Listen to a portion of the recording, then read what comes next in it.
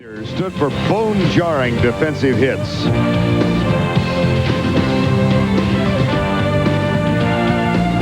A big play offense.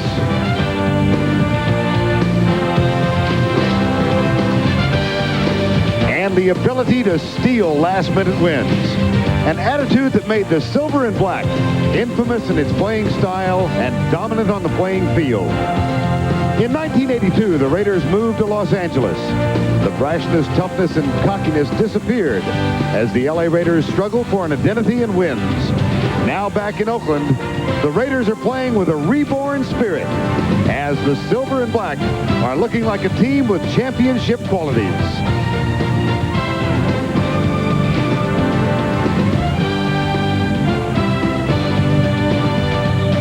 Tonight, they face the New York Jets on TNT.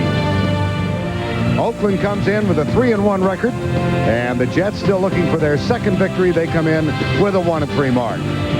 Good evening, everybody. I'm Vern Lundquist along with Pat Hayden. This is a homecoming of sorts for Jeff Hostetler, the Raider quarterback. He, of course, played here in New York for 9 years. Things have changed for him in Oakland this year. Yeah, nobody appreciates this new Raider offense more than Jeff Hostetler, because the last couple of years he has taken a beating holding the ball in the pocket and waiting to get that ball downfield. And, you know, he is throwing a lot quicker rhythm type of passes, and this is a very talented offensive team, a team that can go all the way and win it all. And Jeff Hostetler said to us last night, you know, this game's important. He says, we have to prove that we can go coast to coast and beat a team we should beat. And he also said, hey, our offense is absolutely waiting to explode. He hopes tonight's the night. Pat, we were talking with Mike White last night, the new coach at Oakland. He said a little bit too much has been made about the changes in offense, but they certainly demonstrably are spreading the ball around. Well, Tim Brown was the featured guy for so long, but they really are spreading it around. They've done that the last 4 games. As a matter of fact, in each of their 4 games this year, a different wide receiver has led them, or a different receiver. Williams in week 1, Ismail in week 2, Brown in week 3, and Hobbs in week 3. I think this makes them a more difficult team to defend, Vern, and I think it gets everybody involved. I think you play better, and I think you practice better if everybody's involved. The Raiders, whether in Oakland or Los Angeles, have a well-deserved reputation as a haven for those in need of a second chance. They have in Pat Swilling, one of those young men. Well, after 2 very unhappy years in Detroit, he's come here and his career has been resurrected. He said, you know, they're just letting me do what I do best, and that's putting pressure on the quarterback. 3 sacks a week ago, and he is putting pressure on the quarterbacks. But, Vern, the Jets tonight want to run at Pat Swilling. They think they can line a tight end over him and run the ball right at him. New York Jets are receive. Don Silvestri will kick off to start the game. That's a dandy kickoff, but it will be returned. Napoleon Kaufman has it at the 2. Back he comes to the 20. He's got some room down the near side and is knocked out of bounds all the way out to the 42-yard line by Victor Green. Jeff Hostetler, 9 years. He wore the New York Giants uniform in a battle with Phil Simms here. Finally went out to Oakland or Los Angeles, and this is his first trip back. And, Bert, I think he is a good match for the Raiders. The best match at quarterback since Ken Stabler. 1st and 10 at the 42.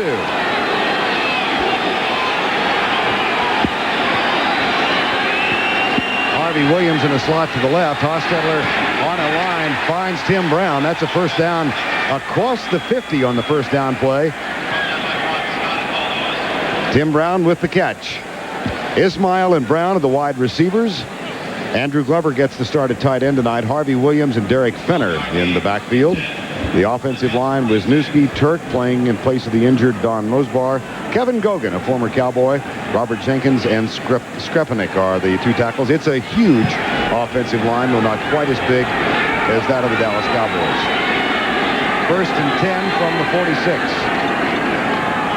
Harvey Williams searches at right tackle. He's caught and dropped at the 45-yard line. Defensively for the Jets, and this is a patchwork defensive line. Donald Evans injured and out. They've changed everybody around. Howard, Washington, Tony Casillas, his first start since back surgery, and Matt Brock. The linebackers in the middle, Mo Lewis, naturally a weak side linebacker, but Marvin Jones is injured at that middle spot. And there's Vance Joseph. He was a backup quarterback a year ago tonight to Cordell Stewart at the University of Colorado. 2nd down and 9. Glover, the tight end, in motion. Hostetler going deep and has a man open, and he overthrows Derek Fenner. Oh, boy. Did he have him open for a touch? Clear confusion by the Jet defensive secondary, and Derek Fenner, who has been a surprise for the Raiders, particularly as a receiver, comes wide open down the sideline. He's out of the backfield, left part of the screen. Got him matched up on a linebacker, Bobby Houston, and had him beaten by 10 yards, and that's one you got to. Those are the plays you have to make. I mean, they say they're waiting to explode. Those are the kind of plays you have to make. Darryl Hobbs, who had a big week last week with those 7 catches, is on the field right now. Third wide receiver. 3 down.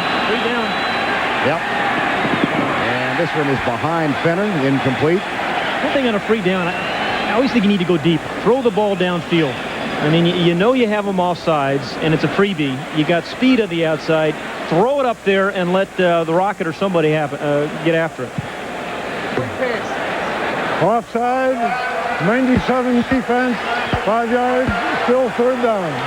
Gordon McCarter, the referee. They brought their calculators with them this week to the count to 11. Well, he still has something in his top left pocket. Did you see that? I don't think it's Bill Cowher's film, but it's something in that pocket. It may be Bill Cowher's name and address. And those of you who weren't aware last week, Bill Cowher, of course, this is the officiating crew that counted 12 men on a botched field goal and gave Minnesota a second chance. I know Warren Moon is in our studio smiling at that right now. Third down after the offside. Here's Hostetler back. Pressure coming.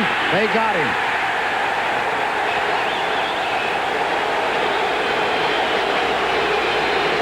Hugh Douglas, one of the 2 first-round draft picks. That is his 5th sack already this season. Yeah, and the 15th sack for the Jets this season. One thing the Jets have done is play pretty good defense and put pressure on the quarterback. He just disposes of his guy. Talk about Hugh Douglas, number 99. He is a situational pass rusher. He's done a great job of it this year. Here's Jeff Gossett on the punt. Bearcats called at the 7-yard line by Dexter Carter. That's inside that area where one normally allows it to bounce and hopes that it goes into the end zone.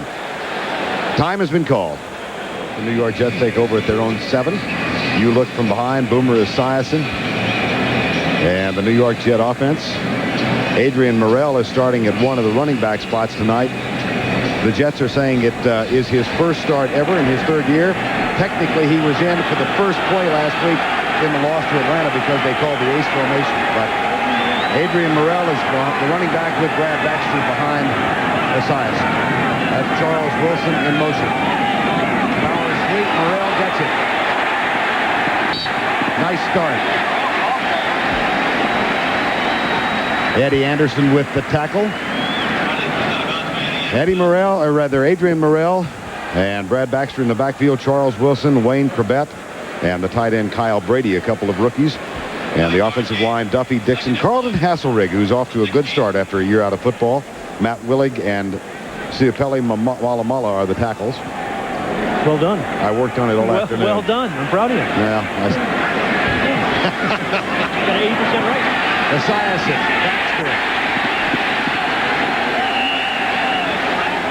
And they quickly get out of the hole. The Raider defense, after Derek Hoskins makes that tackle. Up front, Smith and Swilling, Jerry Ball and Chester McLaughlin, very strong inside. The linebackers, a young but talented group. Fredrickson and Beekert, along with Mike Jones. And the secondary, you recognize some of these names. Terry McDaniel, Albert Lewis, Hoskins, and Eddie Anderson. Now, Richie Kotite said yesterday, if they complete a pass, they might come back with a pass. Yeah, he said we're going to try to keep running the same successful plays, throw the ball on successful plays, and try to get them out of rhythm. So much for what Richie Kotite said. Again, you can never trust these head coaches. I know it. Guys from Brooklyn. Yeah. Opening drives for the Jets this year. They have had one sustained drive. That was in week 2 against the Colts. That was a game in which they lost a huge lead. They fell to the Dolphins.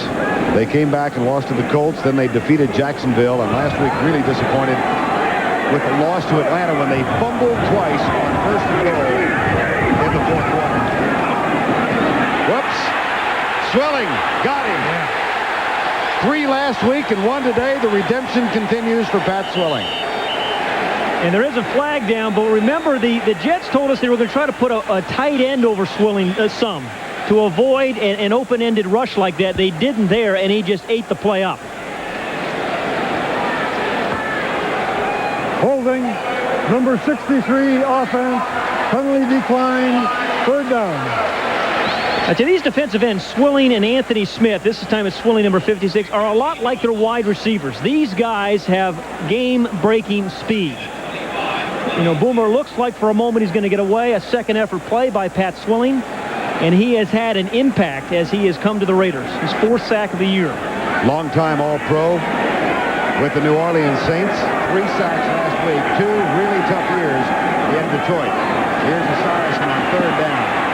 That ball is tipped and incomplete, and the Jets will have to punt. So a running play that went awry, and then Pat Swilling's 5th sack in his 5th game has pushed the Jets back into a punting situation. Good pass rushers like Pat Swilling put pressure on quarterbacks and offensive linemen.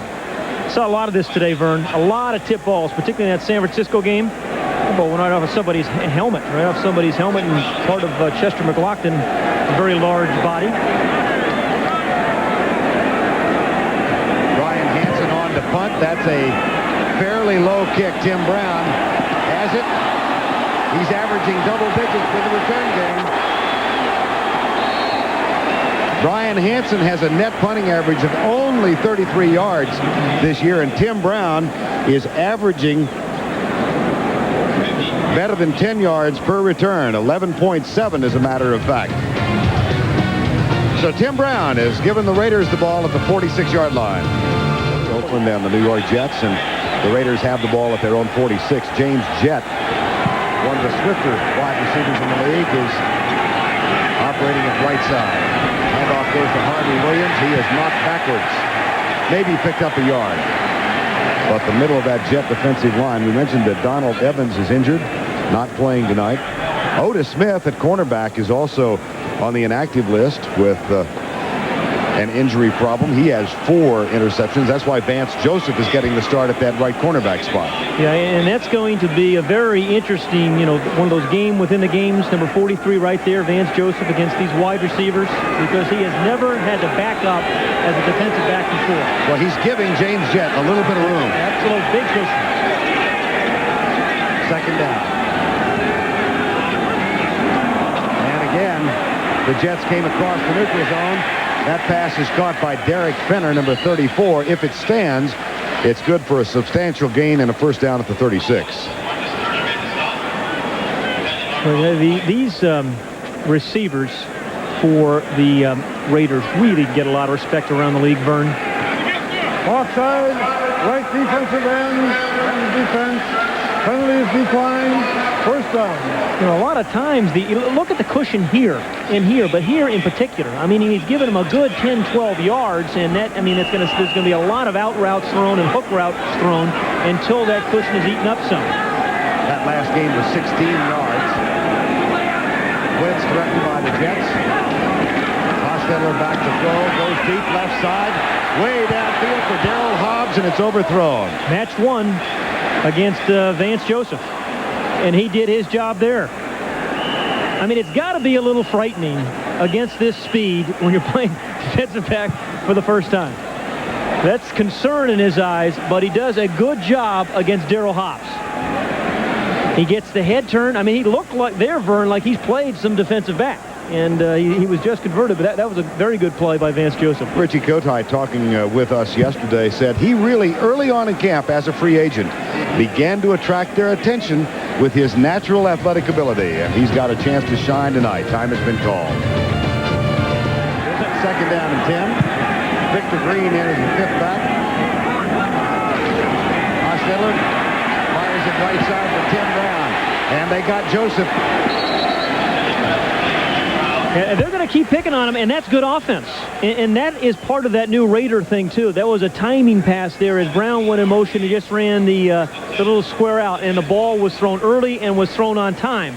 The net result is Hostetler's getting rid of the ball quicker, and he's not being hit and pummeled as much as he has been the last couple of years. The ball comes out before he turns.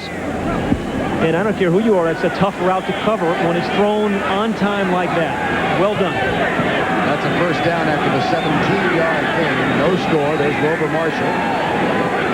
This is Jet in motion. Hostetler, a lot of time.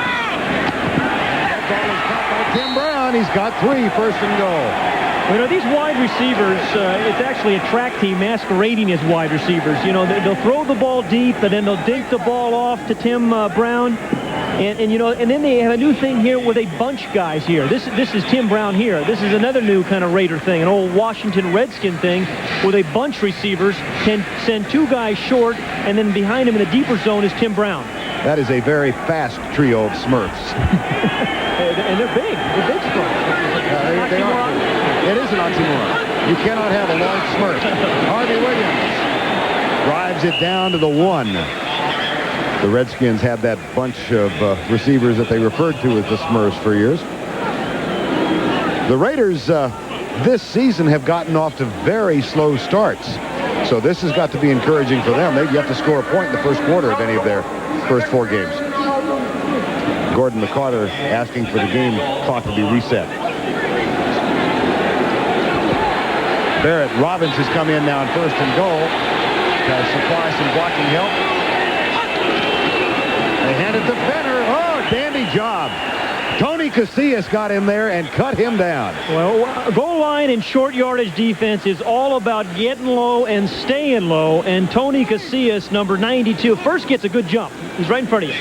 Center doesn't get a hand on him, really. And he is right in the way of Derek Fenner. He sucked up that hole because that was where that play was supposed to be run. And they are very happy to have Casillas back. 3rd and goal from the 2.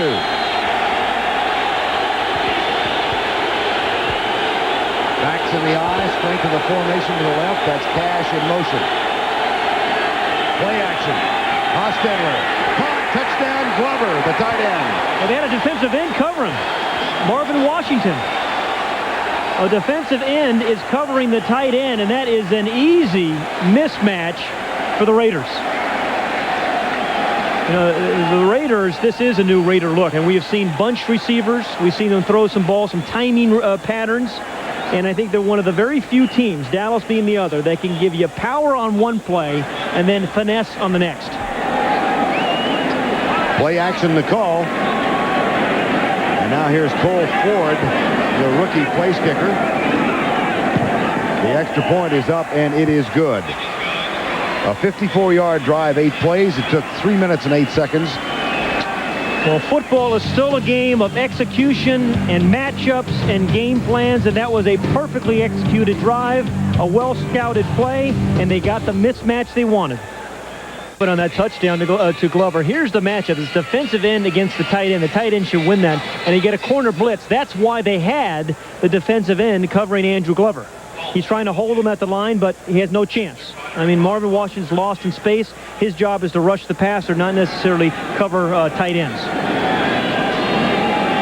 Andrew Glover with the touchdown. That's his 2nd of the season. And here's the kickoff from Cole Ford. That's a dandy kickoff. Taken by Dexter Carter, the erstwhile San Francisco 49er. And fairly decent field position at the 23-yard line. The tackle made by Carl Kidd, number 46. Carter, whose role here in New York is primarily that of special teams, hasn't seen any action in the offensive backfield. Unlike the Raiders, the Jet offense doesn't have any game breakers, any guys that with quick strike capability. So if they're going to win, they got to stay in the ball game, number 1. You can't fall way behind, and you can't make mistakes offensively. First down from the 23.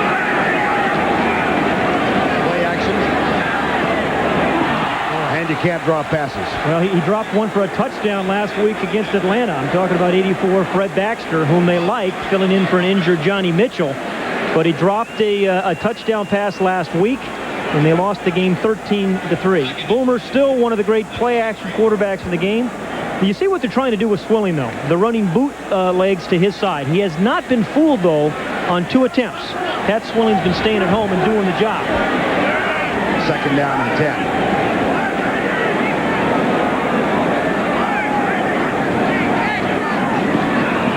It off this time, And Adrian Morrell gets across the 25 to the 26-yard line.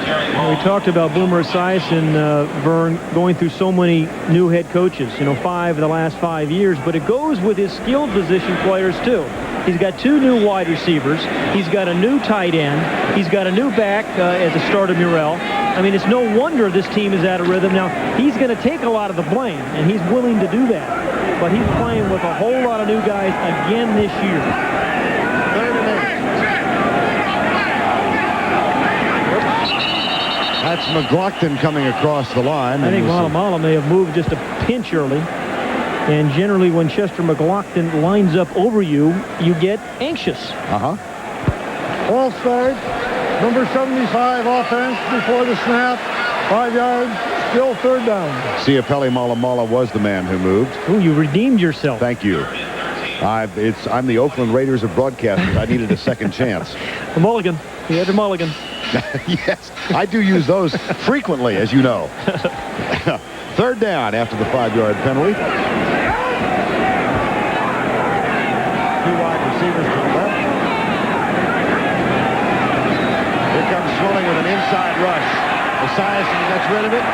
Morrell is going to be knocked out of bounds short of the 1st down near the 29-yard line. That's a good play by Esiason. Even though they don't get the 1st down, he avoids the sack, and he still picks up an extra, probably 9 yards. You can just tack that on really your punt. So you didn't get the 1st down, but you avoid the sack, you get some more yards. And that sets up Brian Hansen with the 2nd punt. And again, he's had problems with returns this year, has Hansen. And he's got a pretty good returner that he's facing in Tim Brown. Tim Brown had one of 17 yards on the 1st punt. Whoops. That could be a first. If that's against the Raiders, it's going to be very close to a 1st down.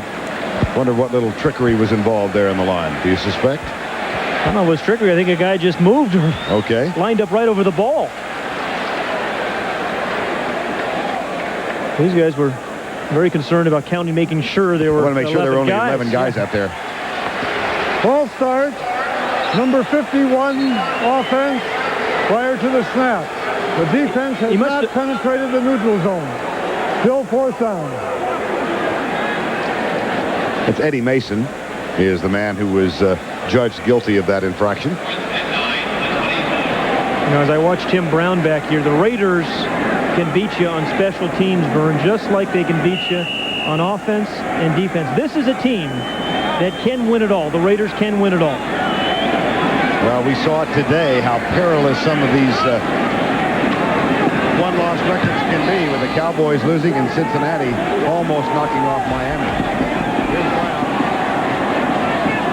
Well, in a game of field position, the Raiders have had the best of it. They get the ball at the 47-yard line to set this one up. Brian Hansen, another former New Orleans Saints.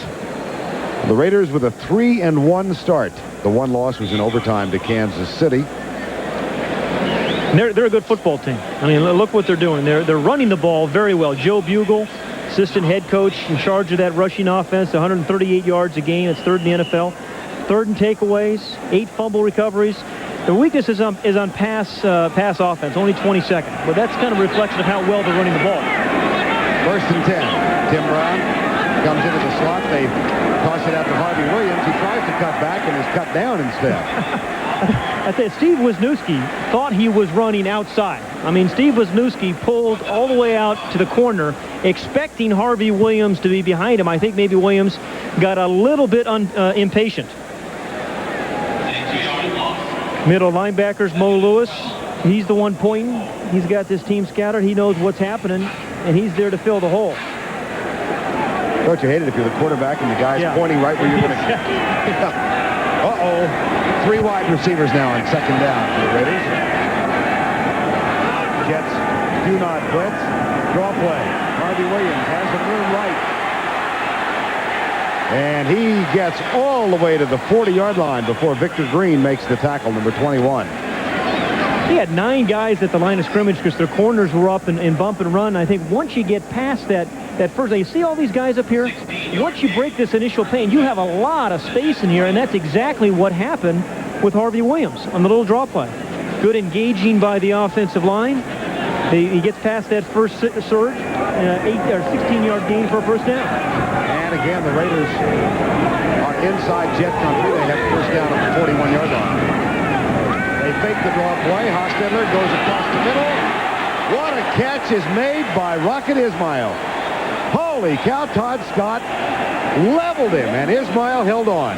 And we talked about how the Raider receivers are taking turns making plays this year. It is not all Tim Brown, although Jeff Hostetler is looking deep for Tim Brown early. 2 guys on him, perfect pass protection, and that is a courageous catch by Ismail. The nice thing he does, though, he doesn't run into center field. He comes right square down the right. A big shot by Todd Scott, but that's a heck of a catch. Only the 10th this season for the Rocket. Here's Williams. He squirts through left tackle this time. Got blocks from Robert Jenkins and Steve Wisniewski and moves it inside the 20. I mentioned in the Rocket Ismail, he's become a receiver. He's not just a guy with a catchy nickname. I mean, and those kind of catches are the things they need as they try to spread the ball around. You make catches like that, the quarterback wants to throw it to you again, and besides that, he's wearing one of those nose things, and you always throw the guys with the nose things. Yeah, do you? Yeah. Well, Tim Brown actually doesn't wear one. Tim Brown said they don't work. They're all cosmetic. He says he wears them at night to keep from snoring. There you go. See, Tim? Yeah. He does all right, doesn't he?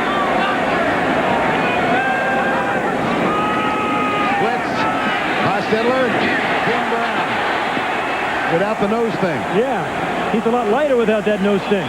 But you mentioned the blitz, Vern. The Jets are one of the few teams in the NFL right now. When you get down to scoring territory, they blitz and play man-for-man defense. And you run crossing routes against man-for-man defense because you have plenty of time to run away from the defender. You see, right from the very get-go, Victor Green, number 21, is beaten in the first step on that crossing route.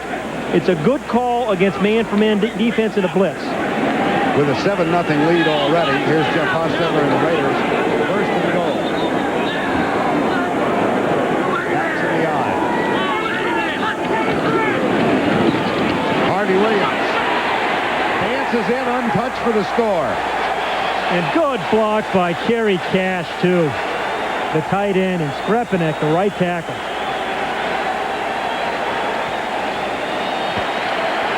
Raiders are making it look easy. Finesse and power. Like the old Redskins and the Dallas of this year. Finesse and power. Very unusual today's game. Are you suggesting that pride and poise take a back seat? Yes. I'm trying to change the Finesse whole... and power? Yeah. Does that work? I have to change all the billboards in Los Angeles and Oakland. The whole marketing thing will... Kaputski. Yeah. There's finesse and power. The theme of the 90s. Another cafe latte, please. You always were an L.A. kind of guy. See, you're just mad because they moved back to Oakland. That is good blocking, and number 88, Kerry Cash, finishes it off, and that allows him to dance into the end zone. There's the block.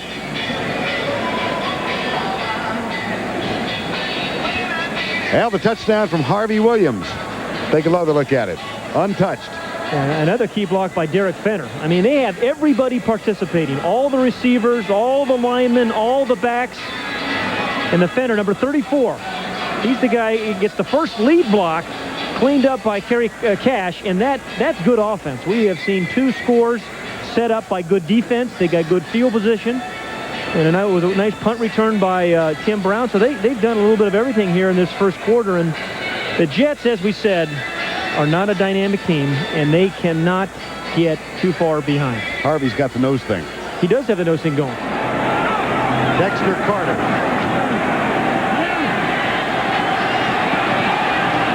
Out to the 31-yard line. James Trapp, number 37, who is a world-class sprinter. Another. And part of the track team, the Raider track team. He just kind of overran this one. But this is a guy that, most track guys aren't physical players. I mean, James Trapp is kind of an exception to that rule. He makes a lot of special teams plays and physical plays. Trapp was an alternate on the men's 4x400-meter relay team in Barcelona. Fumble! And I believe the Raiders have it. Yep. Oh, boy. Well, they did it a week ago. 4 turnovers inside Atlanta's 10-yard line. And the most basic of offensive plays, the quarterback-center exchange, they cannot execute. And this, here's the snap, or lack thereof. Looks like it was there. Looks like it was there, just mishandled. And Chester McLaughlin is the guy there. And Vern, the Jets have to avoid the knockout punch right now, because I promise you that's what the Raiders are thinking about right now. They're looking for the deep ball. And the new hats come out. They're looking for the deep ball. It may be taken away, but they'd like to score here on this play. Napoleon Kaufman has come in, the #1 draft pick this season. He's lined up wide to the near side.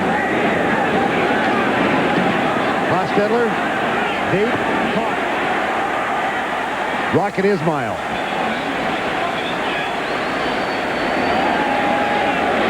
Other than the one sack, Jeff Hostetler has gotten very good pass protection. And when that happens, and you have a chance for these wide receivers to get downfield, it doesn't take them long to get down there and get open. And Vern, because of the respect, you see the cushion there? That's easy pitch and catch. And they're going to catch a few of those hooks, and then they're going to try to blow right by him. First down after the 16-yard pickup. Napoleon Kaufman darts inside his guard and tackle on the right side and gets to the 10-yard line.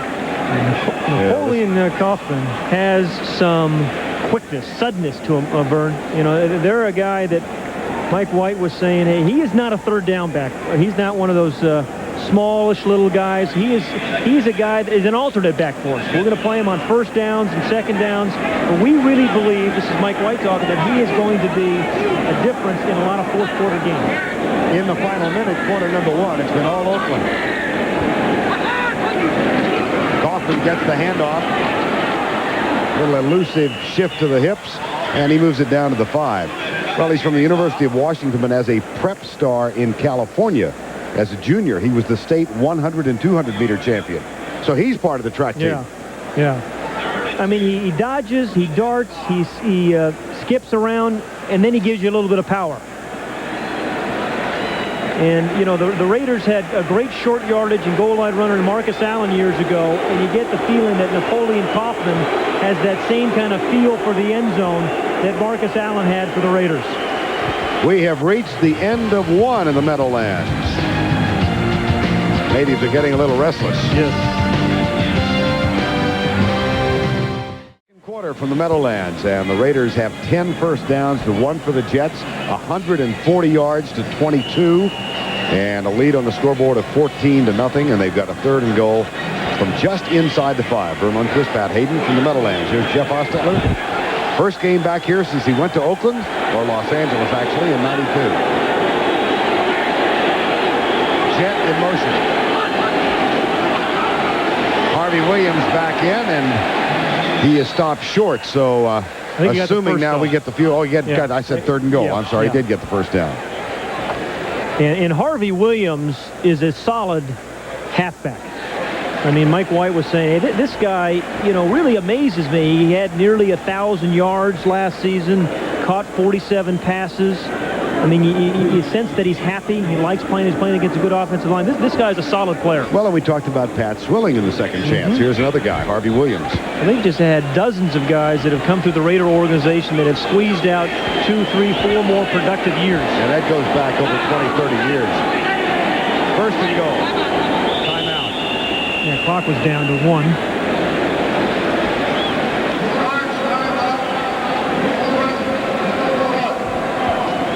Yeah, Jeff Hostetler's he's going to argue with Gordon McCarter.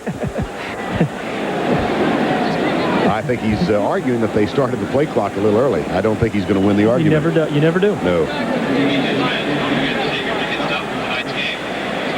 You know what he said? He really is a good match for this Raider team. You know, he's tough like that whole organization is. And I think he likes playing on the West Coast. You know, Ernie Johnson talked during his pregame segment about the visit that Mike White made to Jeff Hostetler's home in Morgantown, West Virginia, shortly after he was named head coach. And Jeff was telling us last night that it really meant a lot.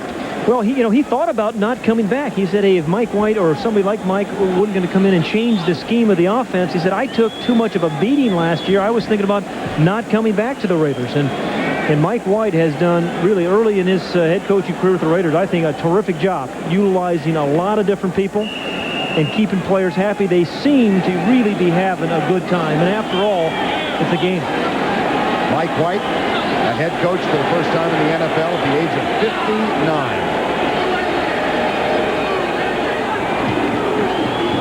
Derek Fenner down to the 1-yard line. Mo Lewis, the middle linebacker, made the tackle. I say Mo Lewis, the middle linebacker, because that's the spot he's playing now with Marvin Jones injured and out. He's the only middle linebacker in the NFL with Roman numerals after his name, Mo Lewis III. And as a matter of fact, last week, they welcomed Mo Lewis IV. Yeah. First child. And that guy is a good player, and he is being asked to play out of position. He is really a weak side linebacker because of the injury to Marvin Jones. They have him playing in the middle. 2nd and goal from the 1.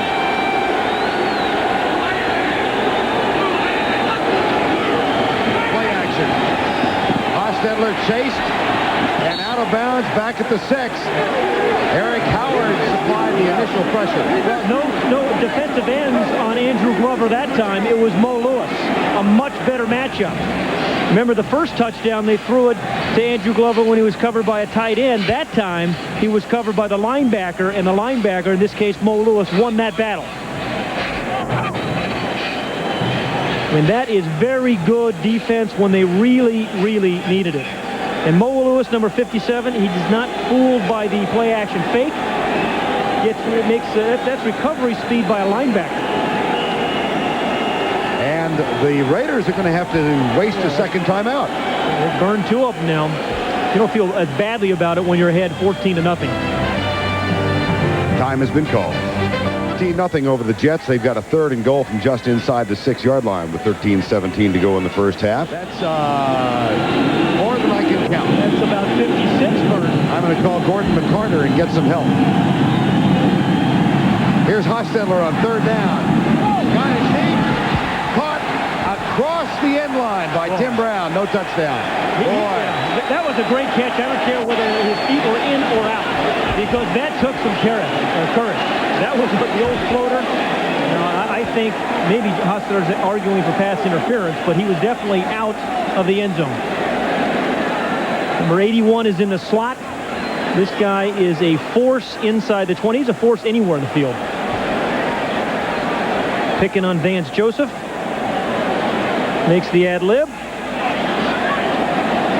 You know what they may be arguing? They may be arguing that he would have come down inbound had he not been pushed out. In which case, I think they have a pretty valid argument. Yes, and in that case, it would have been a touchdown. Here's Cole Ford, the rookie, and time has now been called. Delay of game. The clock went down, and so they'll move it back 5 yards.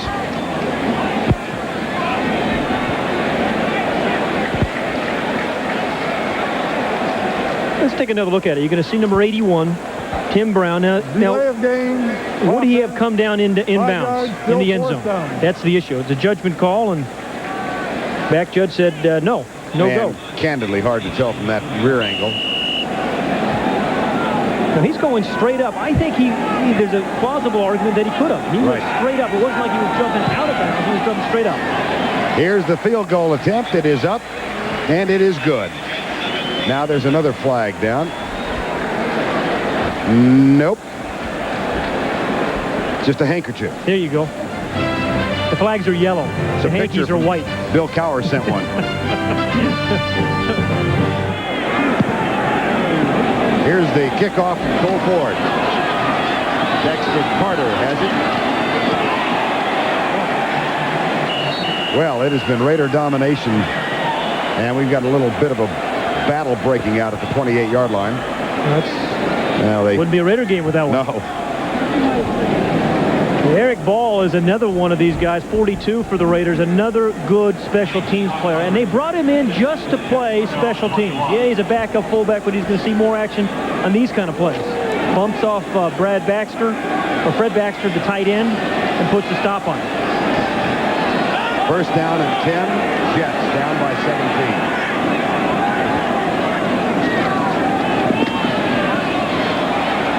Adrian Morrell tripped up by Rob Fredrickson, number 53. Now the Jets' possessions thus far have not been productive. Obviously down 17-0. 5 plays on the opening, and then 3 and out, and a fumble, Esiason and Cal Dixon. I think this is one of those statement drives. I mean, they are not a great catch-up team. It's unlikely that they can even catch up tonight, but they have to do something here, I think, to have some chance, either at the field goal or at least a few first downs. Blitz coming. Oh, what a block. My goodness. Brad Baxter laid a block on Mike Jones that was incredible. It was leverage more than anything else, but wow. It was a leaping Mike Jones, number 52, the linebacker, but the fullback, Brad Baxter, number 30, who is a great pass protector and short yardage runner. And the Russian judge gave him a 9.8 on the dive. That's good blocking, and Baxter does that, and he's a good short yardage and goal line runner. Pass complete for a first down at the 34-yard line. Play action from Esiason. Diving catch is made up at the 47-yard line by Kyle Brady, the tight end. But this one may come back because of a holding penalty. And Kyle Brady, their number 1 draft pick, is extremely large. That's going to be against the Raiders. Yeah. He's 6'6", his program height is 6'6", 260, and he is that. A lot of guys, they list at 6'6", and you meet them, and they're 6'3", 6'4". But this guy... Use of hands, number 99 defense, jammed to the face. Penalty declined, first down. But this guy, number 81, has a chance to be a real force. Number 81. I mean, he is a dominating blocker. That's what he was primarily known as in college, but that's a good adjustment by a guy who's 6'6", 260. In good hands. And may have been trapped. Yes.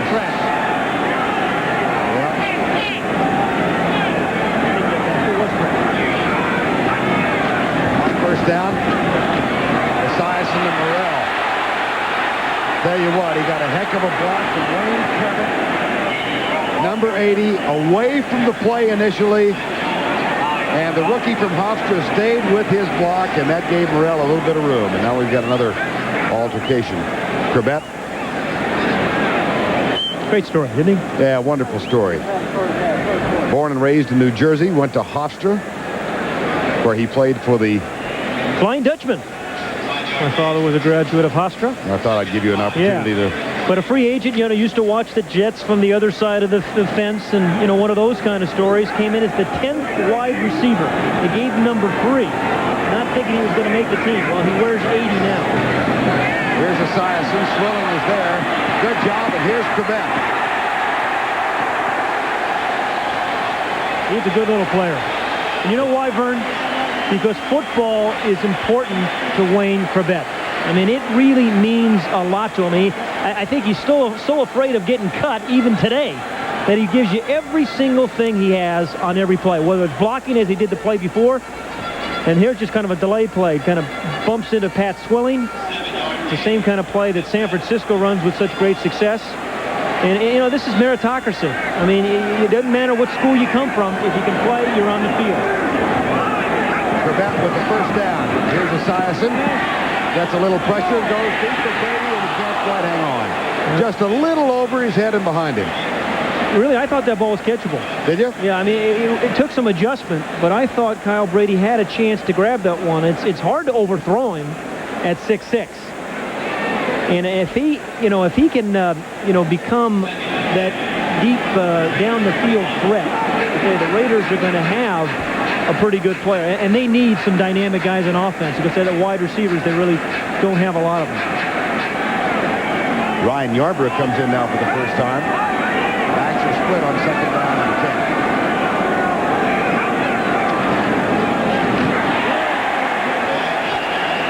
10. Jerry Ball, number 93, gets Baxter and cuts him down for a loss of 5 yards.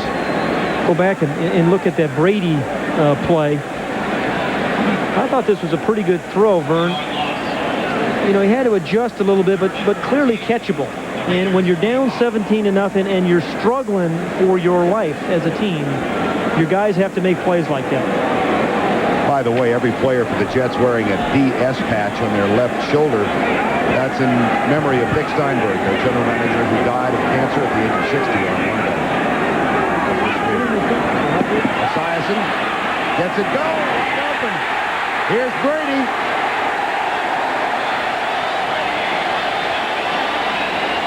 Caught this one. He did. A little easier catch, but it started with Esiason buying himself another chance, another opportunity.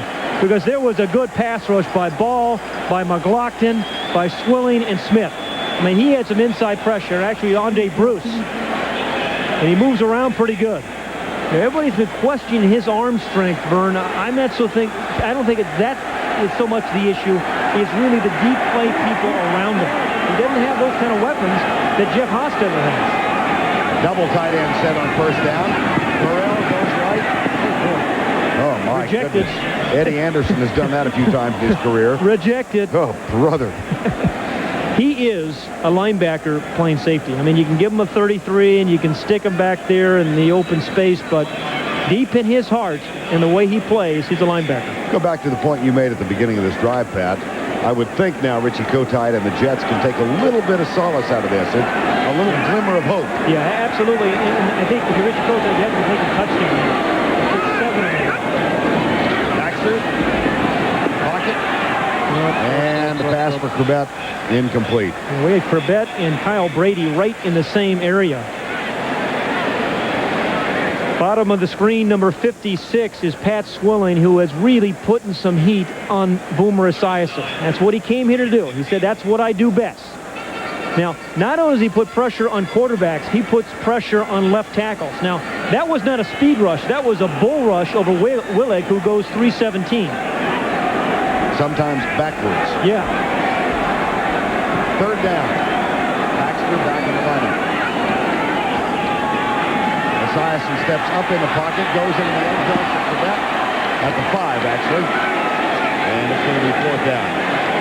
That's when you wish Corbett had 2 or 3 inches of Kyle Brady's height. Flag is down. Again, Pat Swilling, number 56, is really putting a lot of different moves on Matt Willig. The play before, it was a bull rush. He gets held right there. That may have been the call. Holding. And that's a speed rush. 77 offense. Penalty declined. Fourth down. So 2 different pass rushes by Pat Swilling back-to-back. I mean, you talk about running backs have changes of pace and wide receivers. Well, Pat Swilling has a change of pace on that rush. Swilling with 90.5 sacks now, 5 this season. And here is Nick Lowry. Now, Nick Lowry has a very unusual right shoe. His left shoe is size 11. His right shoe is size 9. Likes that tight fit. That is tight. Nice and tight through the uprights. Good shoe, Nick. Nice Didn't know these field goal kickers bind their feet. We've discovered something brand new. 60 degrees, first night of October. Floyd Peters, longtime defensive coach for a number of teams in the league. Now with Mike White's staff at Oakland, talking to his guys, and here's Don Silvestri. Napoleon Kaufman, 3 yards back. Yeah. Whoa! Nope. Whoa! Now the ball's got to come out entirely over that line. You know, unlike when you cross the plane of the goal line going in, the ball has to come completely out over that imaginary line that encircles the entire world, that goal line. Napoleon Kaufman has learned the first lesson of being a rookie. Pay attention to your elders. Yes, and he was thinking about it. Now watch the feet there, but where's the ball? It never crossed that line, and so they get it on the 20. Which, as we know, is a line in perpetuity. Yes, goes on circles the globe. forever and ever and ever. I've crossed it all over the world, that goal line. Have you? Uh-huh. Remember what is most exciting? Just outside London. I kind of stumbled over it. I thought Karachi was at the first out and 10. Hostetler. Overthrown and incomplete for James Jett. Coverage by Aaron Glenn that time, number 31. Last year's number 1 pick. Well, the Raiders up 17-0. They had the punt on their first possession of the night, but then back-to-back touchdowns. And most recently a field goal that gave them a 17-0 lead. Is now 17-3. Well, you know, they are spreading it around again. I think that you've seen a little bit of everything. They're still taking the old Raider shots. They're still taking, they've thrown 3 deep balls. And then they come back and they run the ball.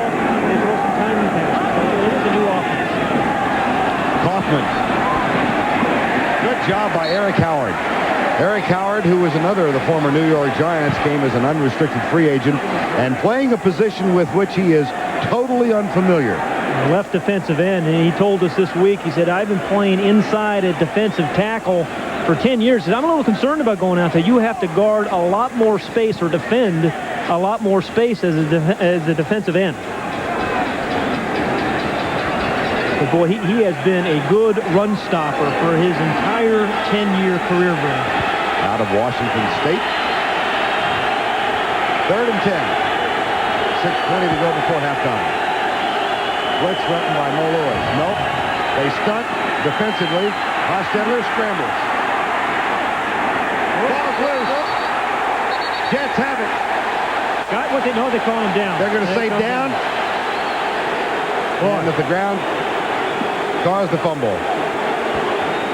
The runner is down by contact. Eric Howard, we just talked about him, number 74. He is a guy that's going to give you a full day's work. First, he runs through kind of Greg Strepanek, good protection, but he doesn't quit. Doesn't give it, stays with it. Oh. The ball was fumbled, and that was a fumble. That was a fumble. Dodging it. Dexter Trotter takes the punt at the 15-yard line. I think that was a fumble. It was a fumble, and that was the breaks the Jets really needed. Take another look at it. Was Hostetler down? No, the ball's out before his knee was down. That is a fumble. Should have been Jets' ball there. That scramble of Jeff Hostetler, I believe he fumbled the ball. And we're going to watch his left knee, and then you're going to see his ball come out. There's his left knee. The ball is already coming out, and he has not hit the ground yet. That should have been a fumble. It was recovered by the Jets, and they should have the ball around the Raider 30-yard line. First down and 10. They don't. Here's Esiason with a handoff. Morrell up the middle. Ankle tackled at the 34-yard line. The stop is made by Derek Hoskins, number 20, but a good bit of running from Adrian Morrell. One of the few times the Raider defense has given up a run this season down the middle. I mean, when you have Chester McLaughlin and you have Jerry Ball and Greg Beaker at the middle linebacker, they're pretty tough down the middle. But a good cutback run. It looked like actually Robbins overran it. A good cutback run by Morrell, and he picked up the first. He's got 30 yards on 7 carries now. Offset high this time. Esiason. Bring it audible. Morrell again. Oh, boy! Eddie Anderson saved the touchdown. Ouch, ouch. When he was tackled, I mean, Eddie Anderson went high, and that's what the Jets are upset about. To the back of his neck, and Morrell had a very awkward fall after that tackle. But twice in a row, he has popped through the initial wave of defenders. First time it was over the center, this time off tackle. The stop and Stetter, but watch it at the end of this run what happens. He takes a really awkward fall as Eddie Anderson grabs him from the back of the neck. That's a clean tackle, nothing illegal there. Actually, he gets, and I thought he was going to hurt both of his knees. Right. Gain of 24. Esiason play action. No contact. James Folston, number 55. Look, Boomer thinks there might have been a little bit of physical contact there. Let's take a look now at the Lee Sport scoreboard for action today. How about that Kansas City game? The run that Steve Bono had. 76 yards for a touchdown. Longest run ever by a quarterback? For a touchdown, yes. What was your longest run? About 3 yards, but it was for safety. Caught from behind? Yes. The toss left, Morrell. Waits for his Walker. And pancakes the defender. And the Jets move it inside the 35. Hey, one thing about these Jet wide receivers, they block. We saw it from Crabette earlier. That time, Charles Wilson, number 89, came down on a crackback block, and he really gave the initial block that allowed Adrian Morrell to get outside. So the wide receivers are very much involved in the blocking scheme of these Jets. What they really need to do is get them downfield as receivers, though. 4 minutes remaining in the first half. 17-3. It'll be 3rd down and 3. And time has been called by Boomer Esiason. That's the first for the New York Jets, and they've got 2 remaining. Oakland has used 2 of its. You saw the replay of Troy Aikman's strained calf. Yeah. Wasn't that bizarre? Funny. Was not even hit. No. Just kind of dropped back and just grabbed his calf. And I saw some mention that he thinks he might be on a couple of weeks, 3 weeks from now. Yeah. 3rd and 3. Charles Wilson. Motion. Esiason. Incomplete. Oh. Corbett. Twice. McLaughlin all over Esiason. Yeah, and Chester McLaughlin has a habit of doing that. He is strong, he has speed, and he has incredible power. He is number 91. And for a big guy who weighs 320 pounds, he has got a great first couple of steps. Now, he and Carlton Hasselrig, number 63, that's a good matchup of NFL strongmen. Hasselrig is strong as they come as offensive guards, and Chester McLaughlin, a pretty strong guy. Mick Lowry has hit more field goals in excess of 50 yards. Second most in NFL history behind Morton Anderson. He's going to have a chance to try one here with a field goal effort of maybe 51 or 52 yards. See where they spot it. I don't think that's a bad call. You're a 1-3 team right now.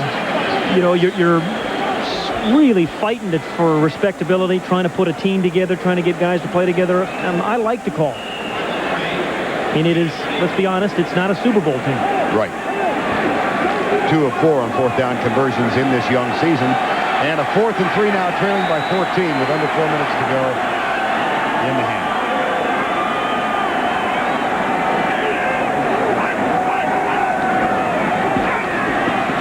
Stunts by the defensive line.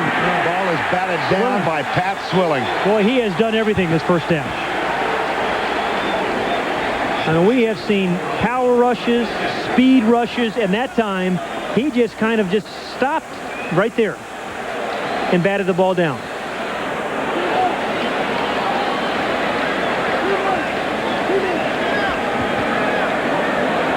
Well, Jeff Hostetler comes in with the Raiders, and he talked a little bit about the Raider mystique. Well, that Raider mystique comes back as soon as you start winning, and that's the whole key. The Raiders of old were a team that won big ball games, and I think that's what we want to get back. We want to get back that tough, physical, dominating, winning football attitude. They're going deep. Rocket Ismail has it inside the 20 at the 18. They beat Vance Joseph. Sooner or later, they're going to play like the Raiders of old. I mean, they played like the Raiders of new in the short, rhythmic type of passes. But they're always looking for the play that'll break your back. And they've got the quarterback who can throw it, and they've got the track team that can catch it. 48 yards on the pass and catch. First down at the 18-yard line. Harvey Williams caught it dropped after a yard gain. They're one of the, we talked about it, the muscle and then the deep ball. I mean, remember Joe Bugel's teams when he was coaching the offensive line with the Redskins? They were like that. Joe Gibbs was the head coach. The Cowboys give you a little bit of that, and they give you a lot of ways they can beat you. There's Joe. I mean, they can beat you with those long bombs. They can grind it out. They can protect the lead. They can also win on defense and I think win on special teams. This is a very good and talented Raider team. And they have a second down and 9 with 2.5 to go in the first half. Into the corner, Tim Brown. They got Joseph. Touchdown. There's also a flag down, but the flag may be inconsequential. It's not fair for Vance Joseph to be going through this tonight, Vern. The man has never in his entire life played defensive back, and he's got to go against, on this play, Tim Brown. He beat him on the first step. Number 43 defense, penalty decline, touchdown. Yeah, it was pass interference, and still the great concentration and the catch by Brown. But Vance Joseph is being asked to do some things that, quite honestly, he's just not capable of doing just yet. Just learned how to back up as a defensive back a few months ago. Tim Brown gets the touchdown. Cole Ford is on to try the extra point. Well, that was quick. After the missed fourth down play, 3 plays. The highlight, a 48-yard pass from Hostetler to Rocket Ismail, and then the touchdown, Hostetler to Tim Brown. And this was 80% catch because Tim Brown, this ball was thrown a little bit late because of the rush. And Joseph is making up some speed there, and he interferes with him. Incredible concentration, and then strong hands. Good receivers have strong hands. You know, they don't just seem to bounce out of them. So there's a guy that has been, you know, everybody talks so much about Jerry Rice and Michael Irvin and Sterling Sharp and all those guys. You know, the long pass to the other receiver, Ismail, set the play up, the touchdown play. And this is the Raiders of old. They may have left Los Angeles, but they're still doing this. And this is what people fear when you play them. And that was on Vance Joseph. Not satisfied, they come back and throw the touchdown pass to Tim Brown on Vance Joseph. Victor Green on the left, and the erstwhile backup quarterback from the University of Colorado. Well, Cole Ford, the kicker for the Raiders, knows that this is a limited role for him, although he's making the most of it. I mean, he has had a real nice couple of games in lieu of Jeff Jager, who's injured. They expect him back, I think, still in early week. Nice kickoff. Dexter Carter, 5 yards back. That'll be a touchback and come out to the 20-yard line. Cole Ford will find a new job if the Raiders don't want him, because he is kicking off exceptionally well, and he's been very strong in the field goal department for him, too. Well, place kickers are kind of like baseball managers. And keep moving around. Once you get inside the tent, there always seems to be a job. That is the truth. It's getting into the tent that's a problem. Well, Vance Joseph, Kenny Rose, the special teams coach, talking with the rookie cornerback. Kenny Rose, who took an invitation to retire this year and join Richie Giltine's staff. First down and 10. Into the flat. Vern, you can't win in the NFL, I don't think, on a regular basis unless you have some game breakers and some guys who can get you 40, 50 yards. Unless your defense is going to give you the ball 5, 6 times turnovers, and the Jets don't have that yet. Richie Kotite is looking for that kind of mix. And, you know, Esiason's got new wide receivers, new backs, 3 new offensive linemen. And that is not the mix of a good offensive football team while they're still getting accustomed to one another. 2-minute warning. We're getting some consoling remarks from his teammate, Marcus Turner. And then at the end of the conversation,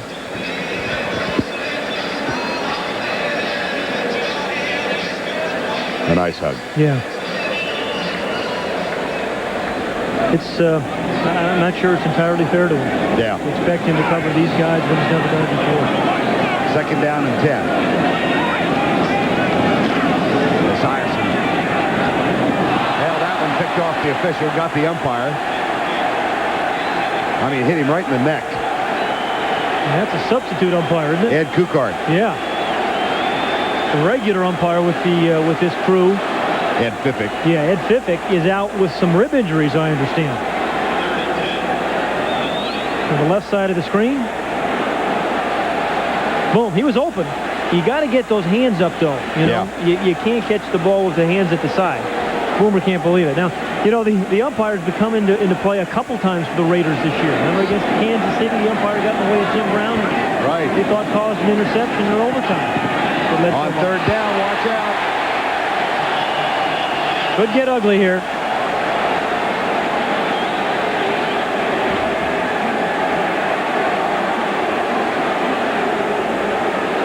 Aaron Wallace, number 51, comes to the very top of the screen. Beats Malamala. And again, there's not a lot Boomer Esiason can do. They're coming at you in waves, these Raiders in the pass. Ryan Hansen, this will be returned. Tim Brown at the 47.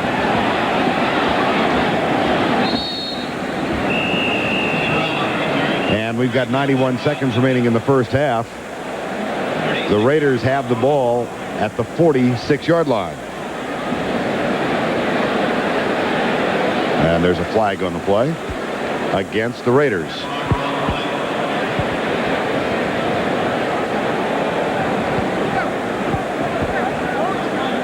That was the Ineligible downfield, number 51 kicking team. Penalty declined, first down. Jets, not Raiders. First down and 10. Harvey Williams to the 42. Raiders are out of timeouts. Second down, 8.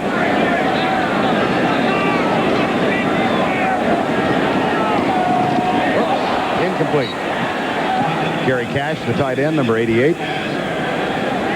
Stops the clock with a third down and 8.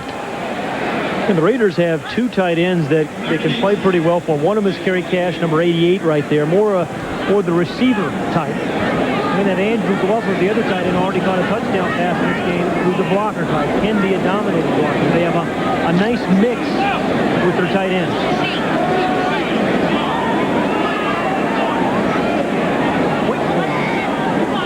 Third and 8.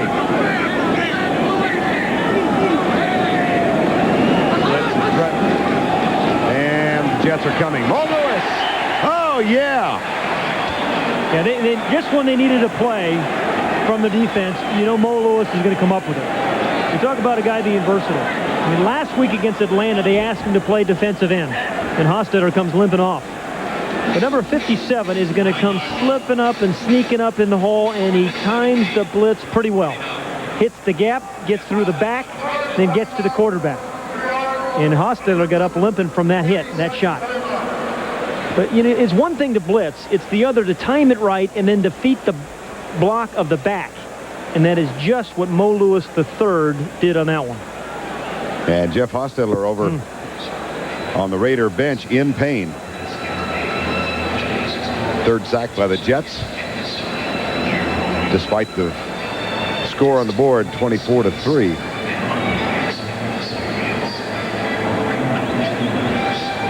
You recognize this young man, right? I'll tell you, he's been in the league for about, I think, since 1869 when the game was still first invented. That's old Vince Evans. Played college football with Vince, believe it or not. 16 years in the NFL. Surprisingly, about the backup quarterbacks in the National Football League, how little experience there is around the league, Vern. And again, we have seen it time and time again how important that backup role is for the Cowboys today. Wade Wilson had to come off the bench. Troy Aikman out with an injury. On fourth down, here's Jeff Gossett to punt. Dexter Carter back to return it. Nice and high.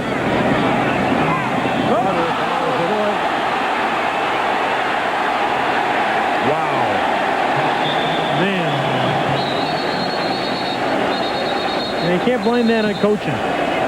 You know Rich Kotite is going to take some grief for this performance, but that's just awful special teams. Awful.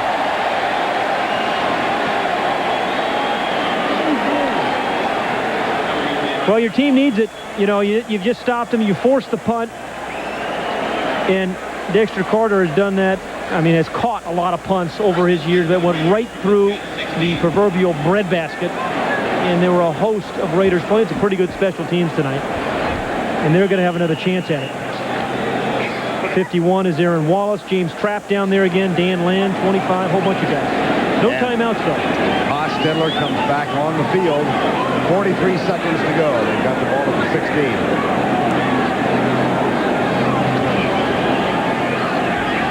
Looking right with time. Now he has to run out of the pocket. Should have gotten out of bounds. Should have gotten out of bounds. Clock will continue to run. It's now at 30 seconds. You know, it's easy to rally around Jeff Hostetler, though. You know, the play before, a couple plays before he gets hurt. And I think this is why offensive players and defensive teammates like Jeff Hostetler. He is one tough guy. Left side, Tim Brown. Out of bounds at the 6. Yeah, so they have to give Vance Joseph some help, Vern. I'm sorry. You know, give the poor man some help. Get some help over the top. Wide side of the field, number 81 is Tim Brown. He can catch the ball deep, he can catch the ball short, and then when he catches it, he usually do something with it afterwards. Pick it on Vance Joseph. We said at the very beginning of this show, the Raiders knew he was playing there, and they were going to work on him. And they have done that in this first half. Tim Brown has caught 6 now for 78 yards and a touchdown. It's Darryl Hobbs wind up left this time. Darryl Hobbs. Incomplete. Vance Joseph. Vance, I mean, that's one for you, Vance. That's one for you. And you deserve one every now and then. But they're going to continue to work on him, and he continues to go man on man. This time with Darryl Hobbs. It's the fade route, the same route that Tim Brown scored on earlier. But Joseph does a good job that time. And the Raiders do a good job of picking up Mo Lewis, who before had given Hostetler a tough time. That time, Harvey Williams stayed up and got a piece of it. Second and goal, backs are split. 11 seconds to go. They go in the left side for Hobbs. Touchdown over Vance Joseph. Sorry, Vance. Sorry, Vance.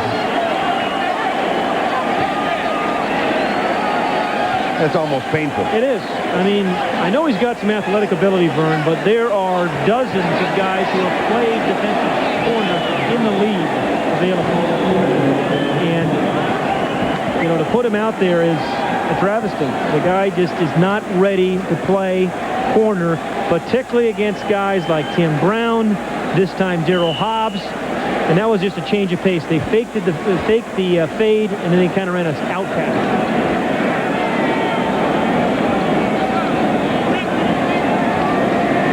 Cole Ford's extra point is up and through. Well, this is a confidence builder for the Raiders. And Jeff Hostetler said, hey, we are ready to break out. We are ready to explode, he told us yesterday. Well, they have done that here in the first half with 31 points. And they've given it to Tim Brown for a touchdown. Darryl Hobbs gets this touchdown. Andrew Glover, a tight end's got another one. Ismail's been involved. They have gotten all their offensive players involved in these 31 points in the first half. Young man who played backup quarterback at the University of Colorado, pressed into service on a night that he will never forget. It's been a tough one. Yeah. You love to see his teammates at least tell him to keep his chin up. I mean, I love to see that to a guy who's having a very difficult night. I mean, those are good guys who are doing that to Vance Joseph. Ready to kick off again.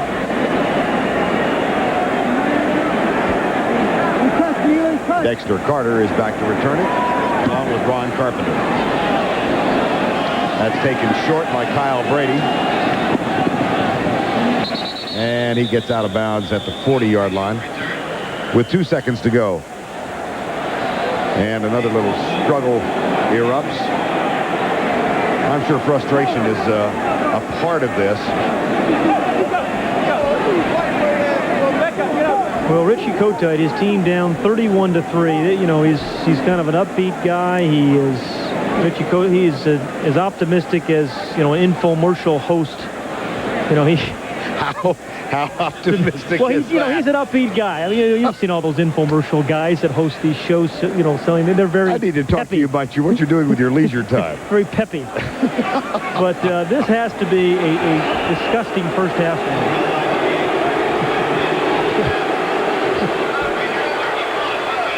It has been a tough one. We've reached halftime. 31-3. Oakland leads the New York Jets. Vern Lundquist, Pat Hayden. And 31-3. This has been all Raiders. Yeah, and you know, the thing about the possession time and the field of possession for the Raiders, I mean, they've had great field position all this entire first half. I think that set it off. So they played good special teams. They played real good defense. The offense have had some knockout punches. And it's time for the Riders game summary. Take a look at this, Pat. Yeah, we talked about field position. Average position, 50-yard line. They had 4 touchdowns and a field goal inside the 20. And as good as it is for the Raiders, as you can see all those things, it has been equally bad for Vance Joseph, the corner for the Jets. Victim of 2 touchdown passes in the first half. Those came in the second quarter. Here's Carter returning the kickoff, and he gets out near the 30-yard line, tackled at the 25. Joe King makes the stop, number 31. Boomer Esiason, who among the misfortunes that befell the Jets in the first half, had a bobble on a center snap, and that led to one of the touchdowns.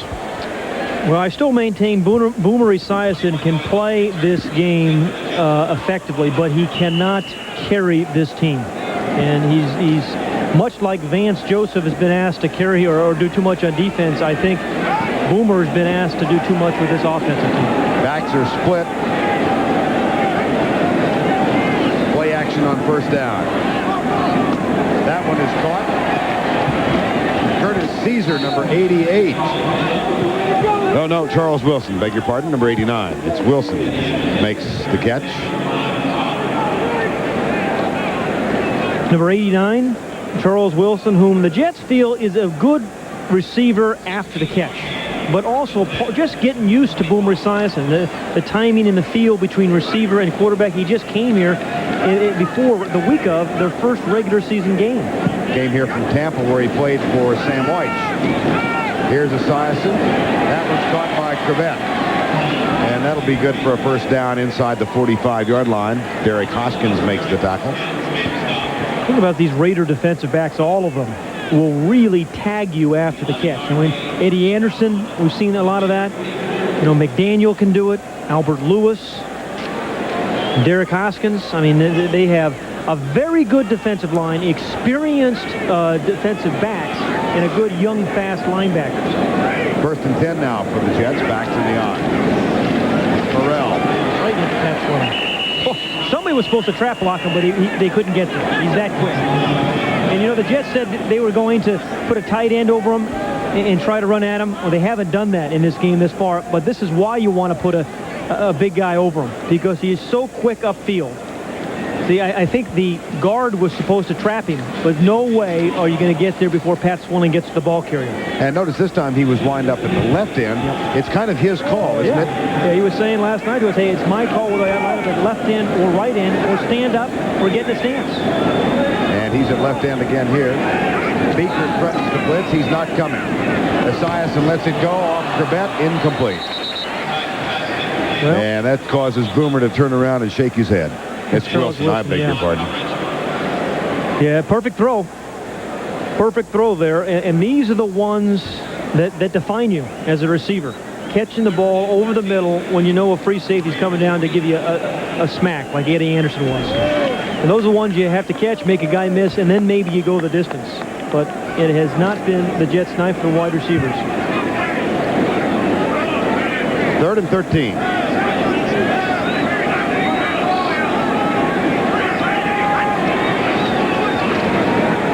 This time, Esiason has time, and he finds Wilson inside the 30 and out of bounds at the 26. That was a nice little route there by Charles Wilson. Good protection for one of the few times for this evening for Esiason. Had plenty of time to find Charles Wilson. Kind of ran a double move. He is at the top of the screen, number 89. Crevette is 80, is in the slot. And again, the catch-up speed there by Terry McDaniel, who can't quite get there in time, so that was a well-designed play, but it really started with very good pass protection by the Jet offensive line. Gain of 19 and a first down on 3rd and 13. Morrell and Baxter in an offset eye this time. Anderson comes up to force the run. Morrell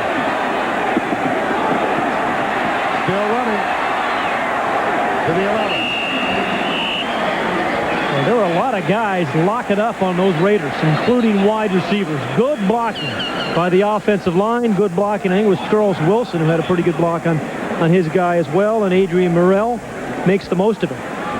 Morrell is a guy that is not particularly fond of a moniker he has of being a change of pace back. Wants to be an every down back, and he's had some pretty good runs here in this first half. See the blocking by the wide receiver, though, Vern? And that's good blocking. I think it was Wilson.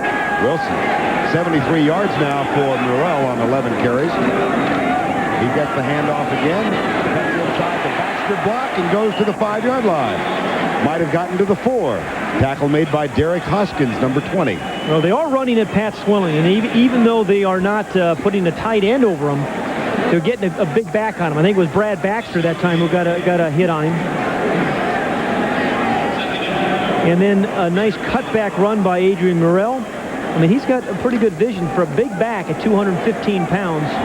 He's got some pretty good vision and cutback ability. 2nd and 4 from the 5.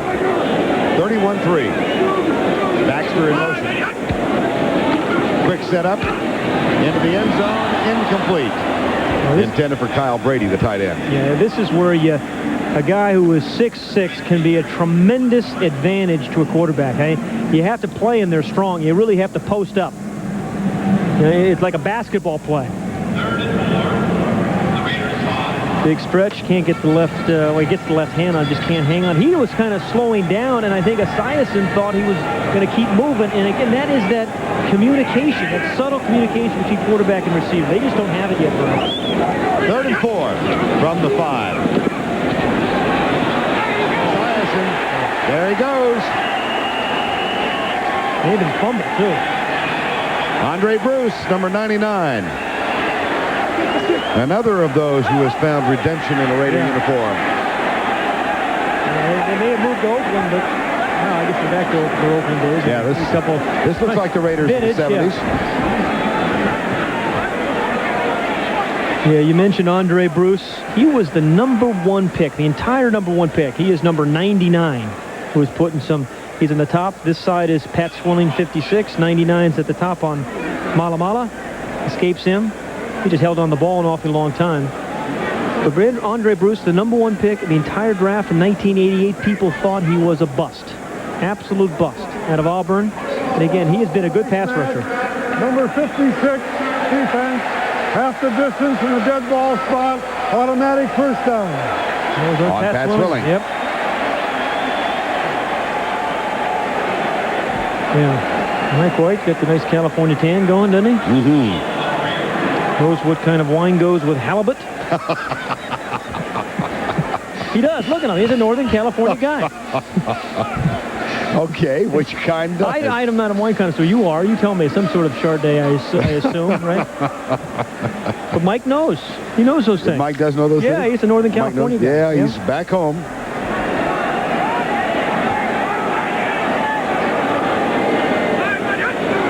Everett McIver is checked in as an eligible receiver. The ball in the end zone is caught by Brady. Touchdown. Kyle Brady gives the Jets their first touchdown of the night. Nick Lowry's on for the extra point.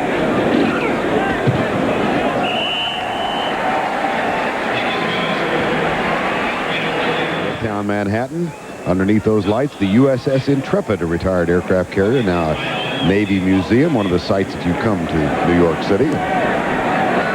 Some of the folks who came inside this thing would like to get over there right now. It's really wonderful to be with you, Vern.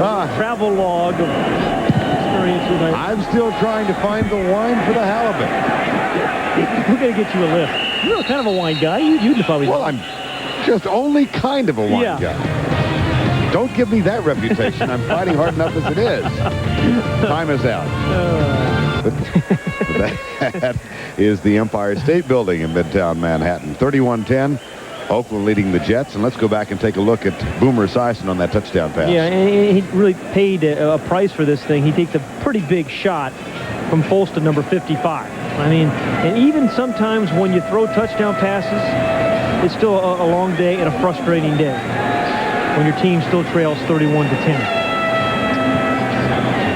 And so even the good plays feel bad sometimes.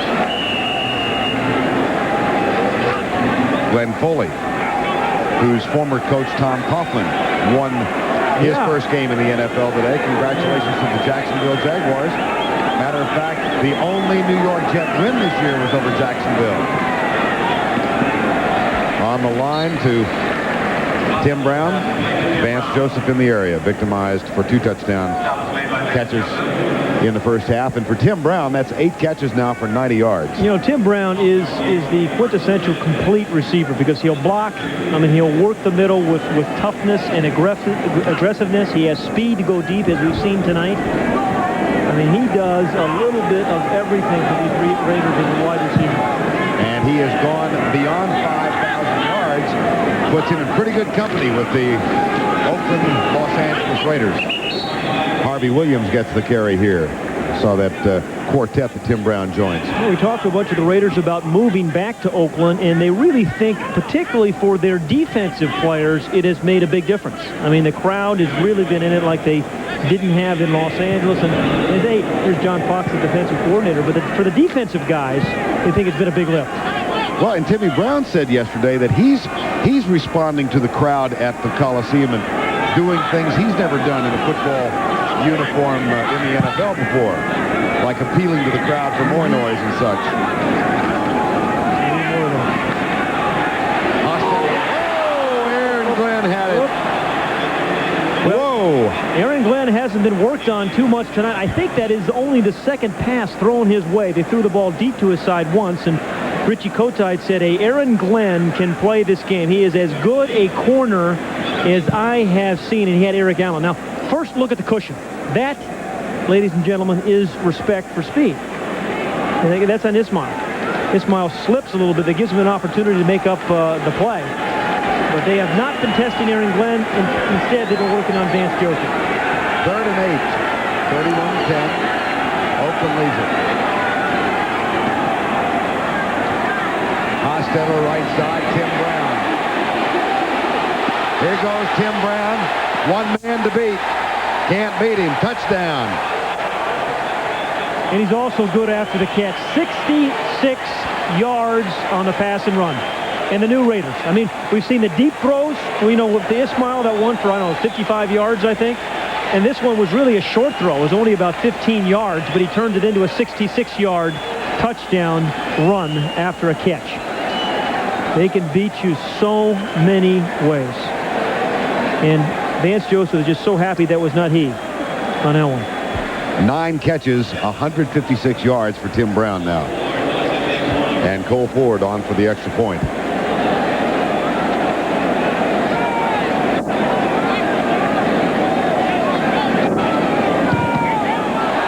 That one is blocked.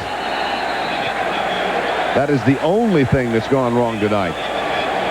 I have a feeling we may be in need of company before this game is over. I'm going to give you some. I'm not leaving.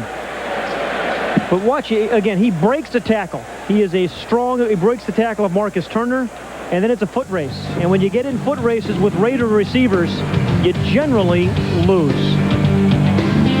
Time is called. Well, some fans are still here, but they don't appear overjoyed. Well, they're having a good time. I've got the guy right next to me that they might send in. Do you? Yeah. Okay.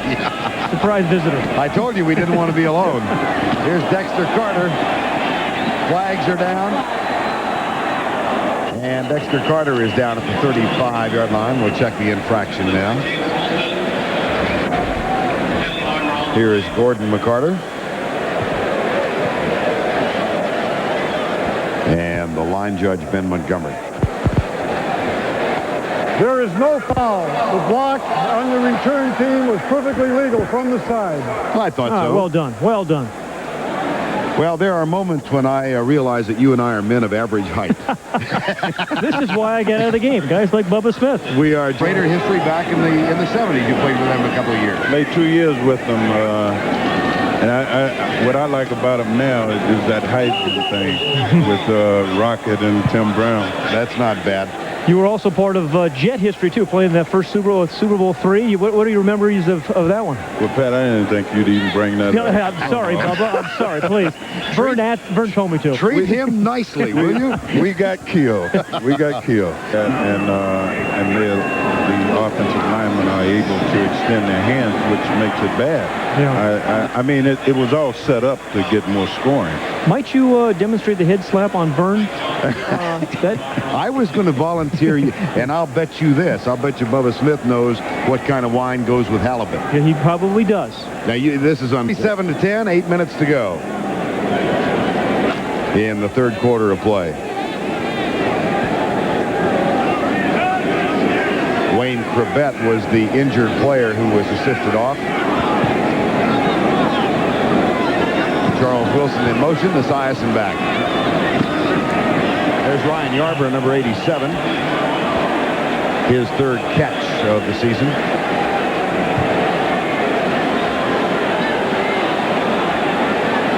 7:45 to go in the third quarter. Well, you know, we saw Jacksonville last year and, you know, some things, or last week, excuse me, and about some things they can build on. It seems like last year. Some things they can build on. There's not a lot. I think the Jets can feel good about tonight. They have not played well in special teams. The defense has given up 37 points, and their offense has only had one touchdown. That one, oh boy, Derek Hoskins almost picked it off, intended for Yarbrough. Hoskins, number 20, and the punting unit comes on. But it's not going to get much easier for the Jets either. They've got to go to Buffalo next week. Yeah, these Raider defensive backs, I'll tell you, they always rally to the football. The corners play a lot of bump and run. They jam receivers.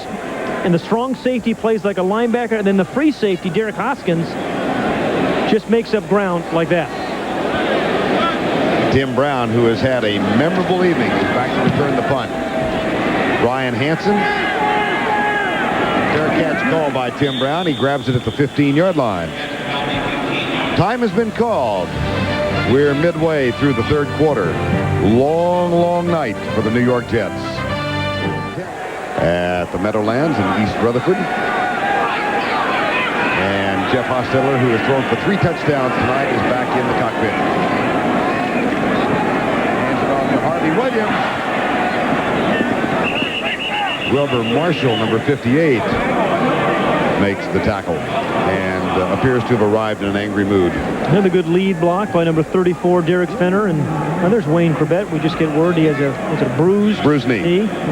Probably will return. But as I watch Fenner, number 34 for the Raiders, I always think about Bo Jackson and what could have been. I mean, Bo Jackson was number 34, and you know, they looked like they were going to have that guy that was going to replace Marcus Allen and just be a dynamic player. And when he got injured, I think that may have cost them at least a Super Bowl or two. And he was that kind of impact player.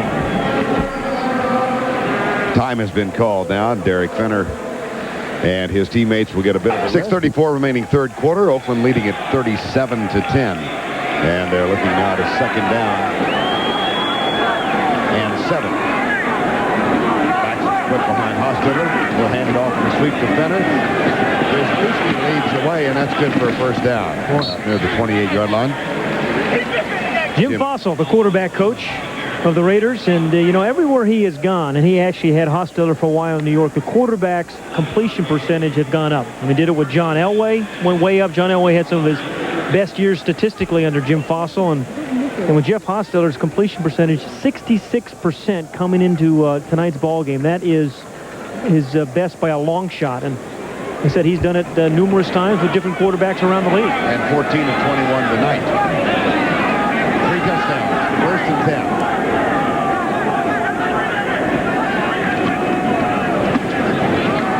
Harvey Williams tries to get by Aaron Glenn, and Glenn drives him out of bounds. Yeah, we got another one going now. I think much of this is derived from frustration. Yeah, if I were a Jet, I'd be frustrated too, Vern. 37-10. The Raiders have beaten them every which way. Williams with 14 carries tonight, and you can smile about something like that when you've got a 27-point lead. Yeah. You know, the Raiders, since Marcus Allen's big year in '85 when he had 1759, they're looking for a guy to be, you know, the load as a running back. A little kick at the end, that's what got it started, I think. Now, Harvey Williams may not, you know, be getting 17 or 1,800 yards for them, but he is a very capable back. Oh, there's a face mask. And you combine him with Napoleon Kaufman, and that is a real good mix. Time has been called. Aaron Glenn is being tended to on the far side. 2nd and 8.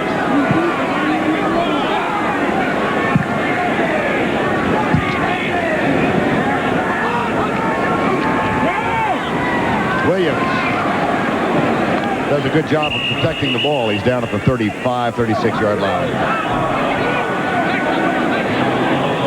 Victor Green gets mixed up with things. Marcus Turner is on now, number 23, at one of the corner spots. Aaron Glenn being treated on the bench. You know, I'm surprised Marcus Turner didn't come in earlier, or Victor Green, and play for Vance Joseph. I mean, Marcus Turner, number 23 for the Jets, is a natural corner. and yet they just started Vance Joseph. He was burned badly, and yet they hung in there with him. 3rd and 3.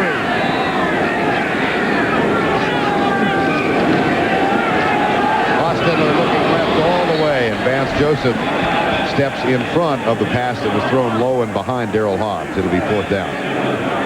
I think the Jets need to take a chance or two, special teams wise, whatever. Maybe go for a block punt. I mean, 4:30 left in the third. They're going to have to make something, I think, happen on special teams. And there's their special teams coach, Ken Rose, who was a great special teams player himself. 6 times a special teams captain for various NFL teams. Flag is down. Here's the Gossett punt. Dexter Carter chases it. It goes out of bounds. When he directionally punts, I think he is much better, Vern, than when he punts the ball down the middle of the field. He said, this year they got a little different style. They're asking him to punt the ball down the middle of the field more high. But that one he angled, and he's awfully good at that. I think that'll give him a first. I think so. Gossett wanted the punting yardage, but the offense will take the first down. Right. Offside, number 20 defense, lined up in the neutral zone. 5-yard penalty, which is enough for a first down. Richie Anderson, who is kind of on the unfavored nations list anyway for a fumble in the end zone last week. TNT's NFL coverage continues next Sunday. People moving early. Bring this one back. Vern, at the very beginning of this broadcast, we were talking about the Jets' mistakes. The Jets have been beating the Jets this year. That's why they're 1-3. Miscue after miscue. It happened again on that special teams play. They had them in a punting situation, and the penalty gives them a first down. False start before the snap. Offensive right tackle. 5 yards. Still first down. We mentioned, we mentioned what happened coming into today, where they ranked. And there's 30 teams in the league, and the last or nearly last in all these categories. And tonight's game again, they've just made one mistake after another. Underlines the point. Yeah. Here's the toss to Napoleon Kaufman. Watch out. Put him on the track team. Remember, Mike White said, hey, what we're really hoping from Napoleon Kaufman is that in the 4th quarter, when people start to get tired, you bring in a Napoleon Kaufman who has explosive speed. I think this guy, not a little scat back, but can change the game in the 4th quarter this year. Out of California high schools, and then, of course, the University of Washington, the #1 pick. Listed at 5'8", great speed. Aaron Glenn back in the lineup at left cornerback, comes up to play tight. They toss it to Kaufman. And he gains about 3, but he looks dangerous in gaining those 3, doesn't he? Yes, he does. He's not a small guy either, Kaufman. He is a guy that will stick it in the hole. And so many of these guys, and what did Jim Fossil say about him? He said he's kind of a cross between Glenn Milborn at Denver, whom he had, and Dave Meggett, whom he had when he was with the Giants. But he said he's faster than Meggett, and he's a lot stronger than Milburn. 2nd down and 8. 37-10 with 3:20 to go, 3rd quarter.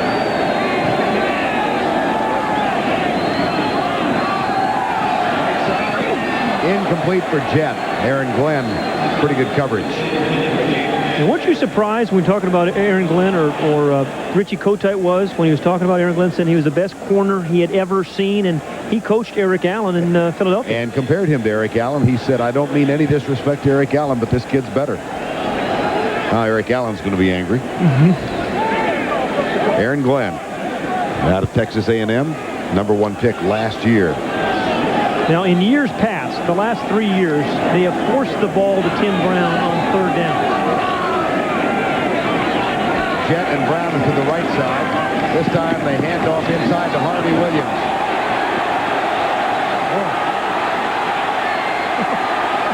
These are good. There were a lot of body parts moving on that run. Did you notice that? It wasn't just his feet and legs. His neck, his shoulders, his eyes, his hands, everything were moving. I mean, a 3rd and 8. It's a real change of pace. A big block by Fenner again, number 34. Right there. And terrific vision. And then, boy, he's got some change of direction speed. And these guys they're dangerous. 29-yard gain for Williams. He's got 80 yards on 15 carries now. And the Raiders are threatening again. Yeah, one thing, though, I think Mike White needs to be thinking about with about 2 minutes left in this third quarter. If they score again, I'm saying get your guys out of there, a lot of your guys, your key guys. Get Hostetler out. I mean, I'd get some of the wide receivers out, bring in old Vince Evans. Good. What are you saying? Evans is cannon fodder? What is this? Huh? No, I'm not saying that at all. That's what the backup quarterbacks are supposed to do. Go in and get your turn, Vince. Your turn. Yo, Vince. Actually, I am saying you're a cannon fodder. Yeah. You can't gussy this one up. Here's the handoff. Oh, Vince is going to love you for this. Your former teammate. Yeah. That's Southern Cal. The first time I met Vince, or one of the first times I met Vince, believe it or not, this guy Roosevelt administration? He was, yeah, that's it, a sharp dresser, but he had shoes, this is no lie, right, that had goldfish in the heels. Nah. No, they had little water things in them, and live goldfish in the heels of his shoes. Where do you resole shoes like that? I don't know, but, you know, he's calmed down his now we're back to what wine goes with halibut. What goes with goldfish. Now that I know. Ripple comes to mind. Hostetler's down. Matt Brock gets the sack. Oh, boy.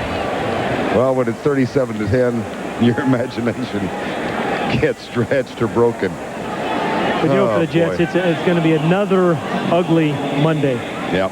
But give Matt Brock and some guys on defense who don't quit. And there are guys like this in the league every week who are on the inferior teams that just keep playing hard and playing hard and playing hard. And Matt Brock did right there.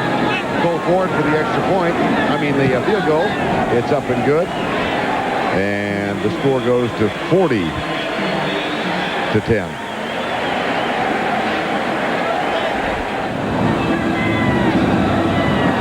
76-yard drive in 13 plays.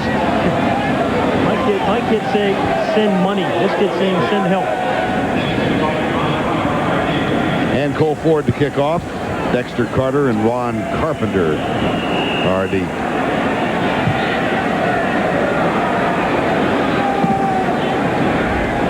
it's getting lonely in here. Carter.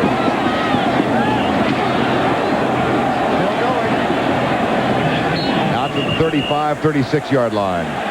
Hey, Vern, you know, say what you will about Vance Joseph and the kind of night that he has had. He is, he was happy that this ball didn't get thrown. But B, after this play, a smile still comes on his face. And I commend him for that, in spite of a difficult evening.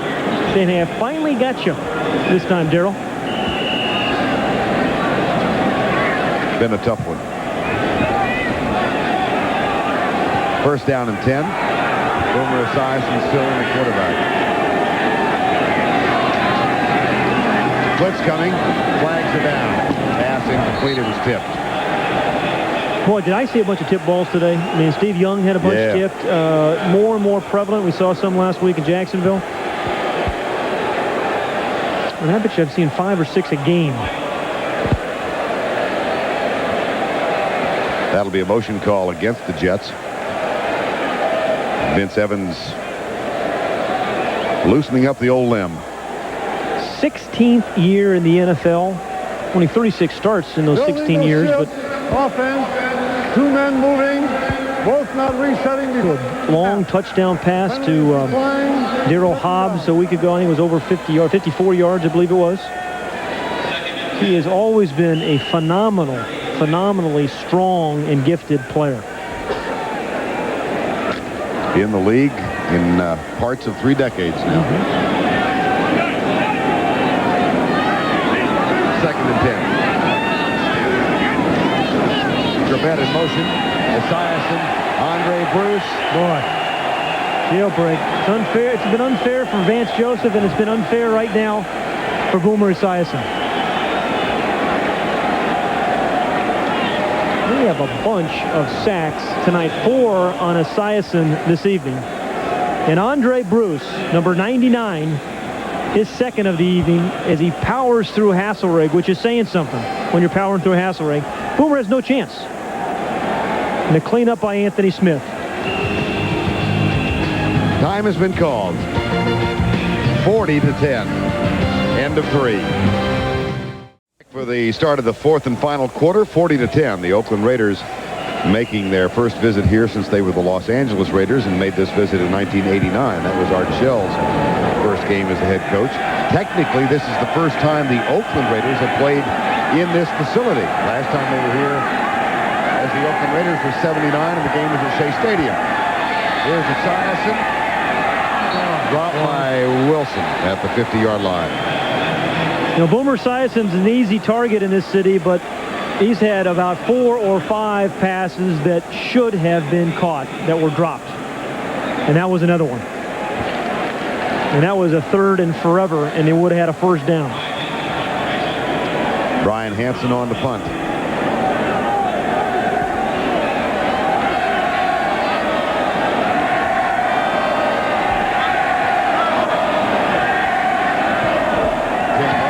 To return it. Fair catch made at the 19-yard line. And we have one of those ubiquitous pieces of yellow down. Vince Evans getting ready to come on, but first we've got Gordon McCarter wants a little airtime here.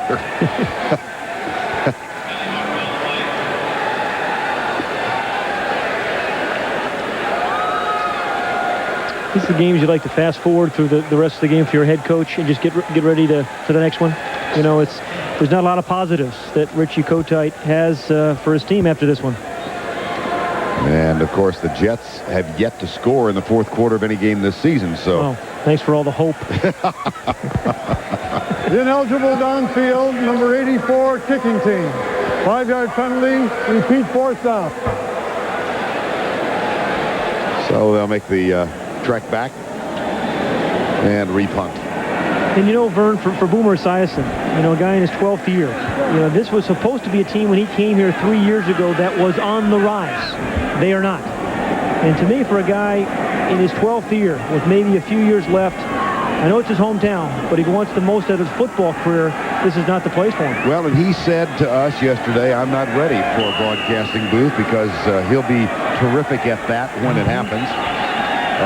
But he said, nothing I've found can replace the thrill of the playing, what this feels like. But everybody wants to win a championship, and it's not going to happen, I think, in his career here. Right. He is in the last year of his contract here. I think he's going to have to make a decision, and the Jets are going to have to make a decision about where he plays next year. It's going to be a tough one. The officiating crew marked the penalty in the wrong direction. So they've figured it out. Even Gordon's getting a little smile out of that one.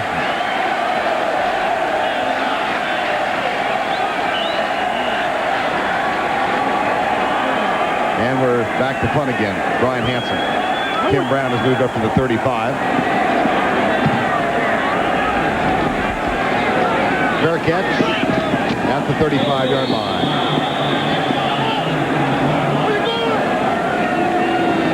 When we return to the Meadowlands, Vince Evans will come on at quarterback.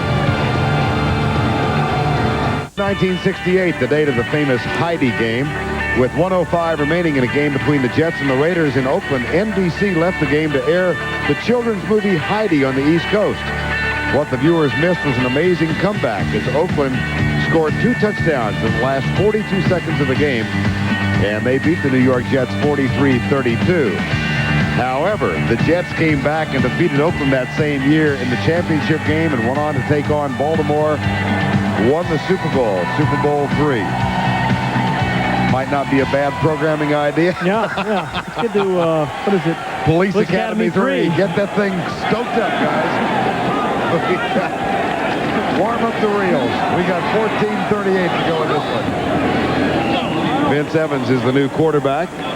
Hugh Douglas, number 99, made He the is tackle on the this new one. old quarterback. Yes, that's right.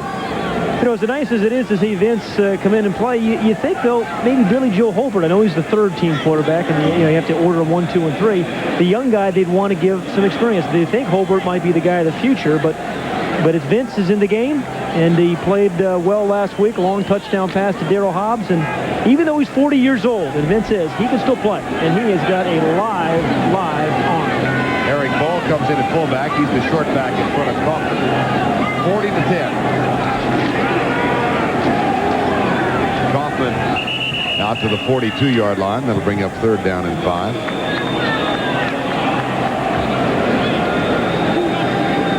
James Jett hurries on. Oakland goes back home next week to take on Seattle. Then they're at Denver.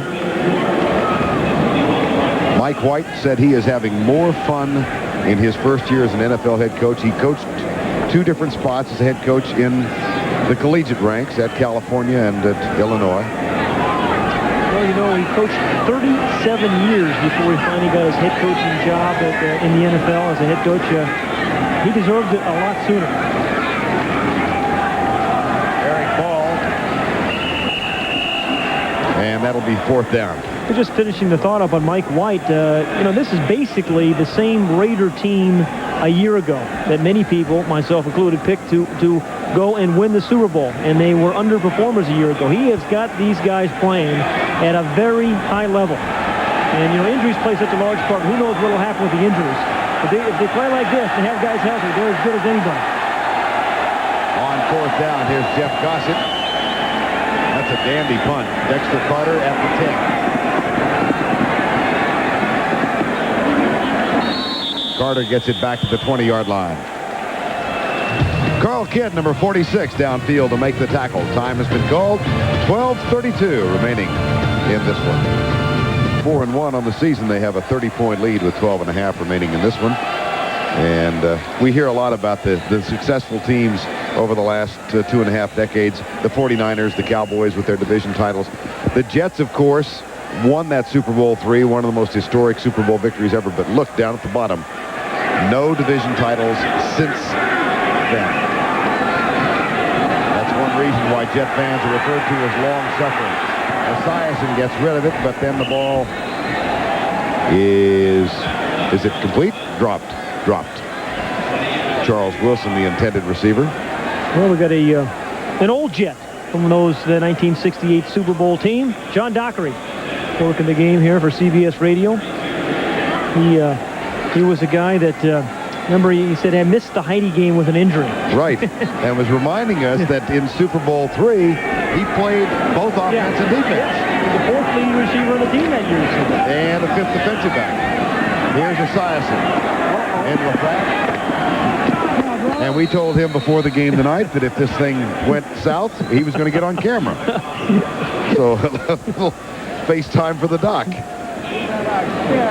Well, Brad Baxter, that guy right there, number 30, I think if the Jets are going to have, you know, any kind of season this year, this is a guy that they have to find a bigger role for. Brad Baxter, you know, primarily has been a lead blocker for them, a pass protector, a good short yardage runner, but their long runs this year, I think, are not going to come from speed like the Raiders. They're going to come from broken tackles, and Brad Baxter can break some tackles. 2nd down and 8. Blitz coming. Esiason behind Corbett. And Brad Baxter picked up somebody there on that blitz. And Boomer's talking to Corbett. Mix up on the route. Yeah, 40-10, I think you take Boomer Esiason out. He has nothing left to prove in his 12th season. He is going to take a shot to the legs. Robbins goes low.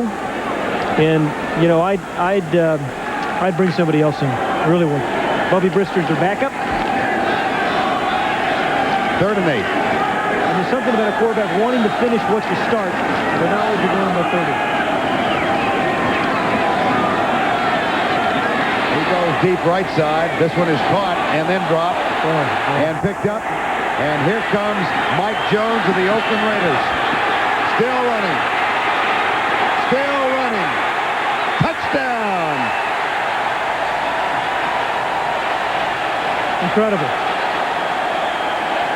Well, Mike Jones was a running back in college. He is a converted linebacker, and John Fox, the defensive coordinator, was saying, hey, this guy's really come on. But let's go back to the reception by Wayne Trebet, number 80. This was a pretty good catch to begin it. You know, fights through some traffic, goes up and catches it, takes the hit, the strip there by the defensive back Mustafa, and then Mike Jones picks it up. And then there's a whole host of Raiders out there trying to help him get along. Beekert gives him a block, and then he does a lot. He remembered those days as a running back, didn't he? And the number of yards he traveled equals his jersey number. A 52-yard fumble return for a touchdown. Mike Jones. There's been far too much consolation going on the Jet bench tonight to ease any of the pain. 47-10, Oakland after the 52-yard fumble return for a TD from Mike Jones. Bubby Brister getting ready to come on. Backup quarterback. Last year in Philadelphia. And prior to that, of course, in Pittsburgh.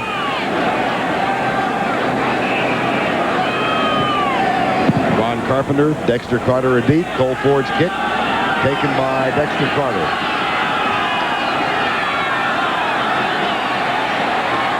On to the 42-yard line.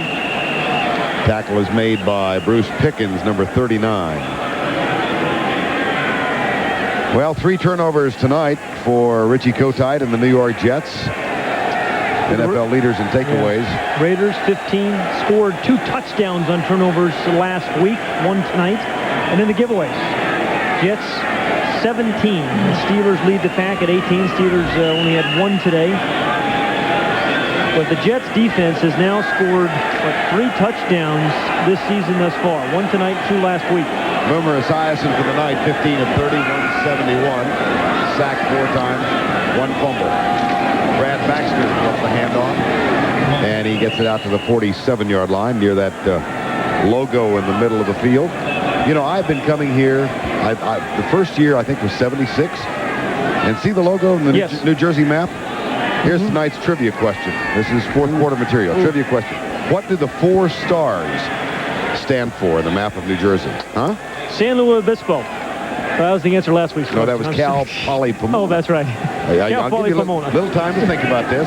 You can do any research you want. 4 stars, what do they represent? I do have the answer. Pass is incomplete. Ask me a bunch of questions you don't know the answer to. I have in my hand here the amazing Kreskin. Okay. You ready for this? See that star at the top? Yes. Got to circle that. See that guy right there? Yep.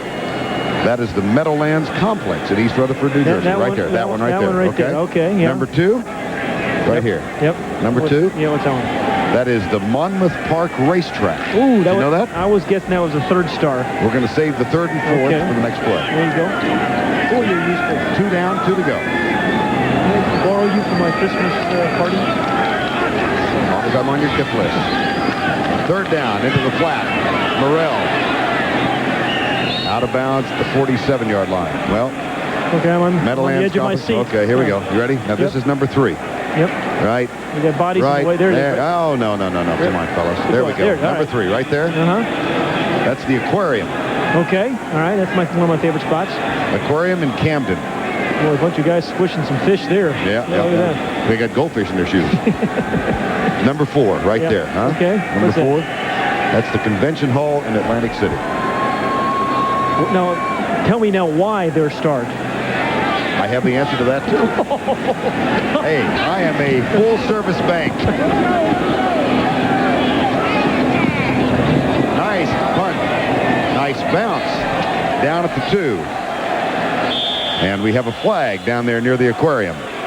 Now, I'm really impressed that you knew those 4, but I'm really going to be impressed if you can tell me why they have those there. As soon as we give Gordon McCarty some airtime, I'll let you know. Must be a long answer. No, I don't want to disrupt it. There we go. The 4 stars. Here are the 4 unknown stars. Certainly by me. 5 receiving team during the kick. The penalty will be enforced from the spot where possession change. First down. At the Meadowlands, Oakland leading at 47-10, and they are backed up at their own 1-yard line. Now that we've informed you about the stars in the New Jersey map, I'm thinking back, a friend of mine whom you know, longstanding, Joe Cash, back in Dallas. Joe worked with me doing NFL games for years. He kept trying to get me to get that on the air. Really? And Patrick finally did it. Yeah. I hope it's the last time, Vern. I thought it was scintillating. I hope it's the last time we have time for it. But then I have a very boring life. I don't know guys who wear goldfish in their heels. Well, there's the guy. He's playing quarterback right now. First down and 10. That's a true story. He's going to love you for bringing it up. And they move the ball out. Napoleon McCallum does, or Napoleon Kaufman. There you go. Thank you. Now to the 7-yard line. Well, he is a strong player, a finisher. You know, the thing about Napoleon Kaufman, if they can get him going in the passing game, I think he really is going to be a threat. It's Robert Jenkins. Robert Jenkins, the left tackle. Remember, they have lost 2 offensive linemen already. Don Mosbar, perhaps a career-threatening injury to his eye. He's had 4 operations on it, hurt in training camp. And then they lost Gerald Perry, their left tackle, who should be back this year, but they give Joe Bugle even more credit. This is a team that's going to go to 4-1 now with 2 very good offensive linemen, perhaps their 2 best that have been out most of the year. Nolan Harrison, the defensive end, is also out. Oh, wow, that's kind of neat. Hey, that is good. Jeff Gossett. You never know when you got to empty the bucket. Good for you. Yeah, I'm proud of you. Robert Jenkins. 9.5 to go in this marathon. And Jenkins will get some medical attention on the bench.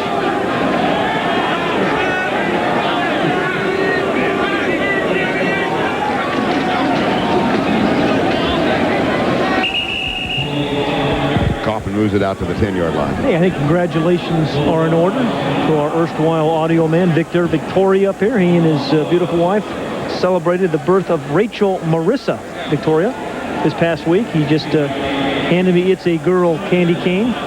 You see the ingredients in this thing? It says pure sugar, cream of tartar, certified food coloring, and oil of peppermint. Thanks for looking after my health, Victor. I appreciate that. Well, congratulations. Congratulations, Vic. Nice ingredient, huh? Oil of tartar, cream of tartar. We can't get away from fish tonight, can we? Here's Kaufman.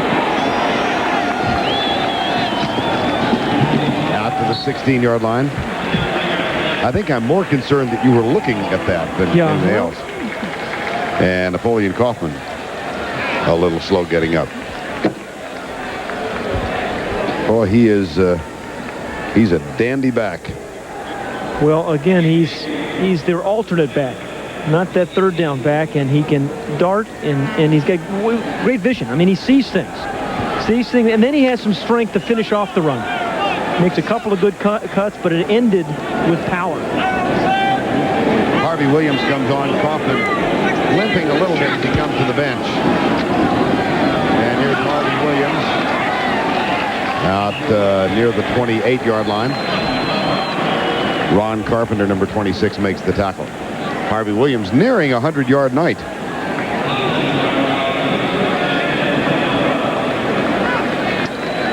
Well, look at that. This is what the Jet defense has given up in rushing. And it started with 114 with the Dolphins, and it's got progressively worse, 172 yards. That's a testament to Joe Bugle and that offensive line, and obviously a very big lead.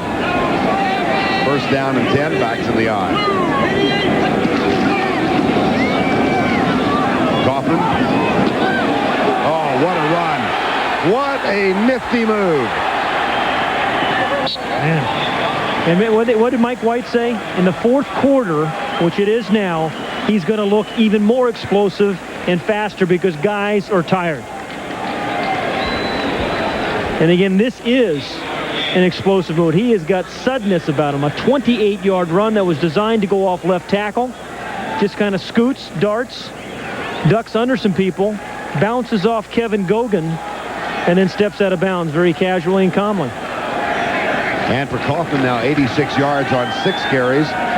Williams has 97 yards on 18, and Williams is back in the lineup. This one they catch for a loss at the 46-yard line. Lou Benfatti, number 78. And another little skirmish breaks out.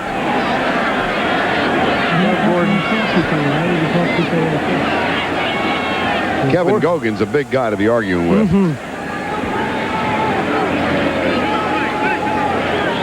Gogan, who played with the Cowboys for a number of years. 5:50 away from that spot. Fumble. So indicated by the Jets, but not indicated by the officiating crew. Let's see, the Raiders don't have any turnovers tonight, 0, in a very efficient game. This is the new Raiders. They didn't just leave Los Angeles. They left a style of play about them. That style was a lot of penalties and mistakes, and Joe Bugle and the rest of this offensive staff have really done a nice job of putting together some guys, basically the same guys they had a year ago. So we give Mike White and Joe Bugle and Jim Fossil and the rest of those guys a lot of credit, because this is a much better team.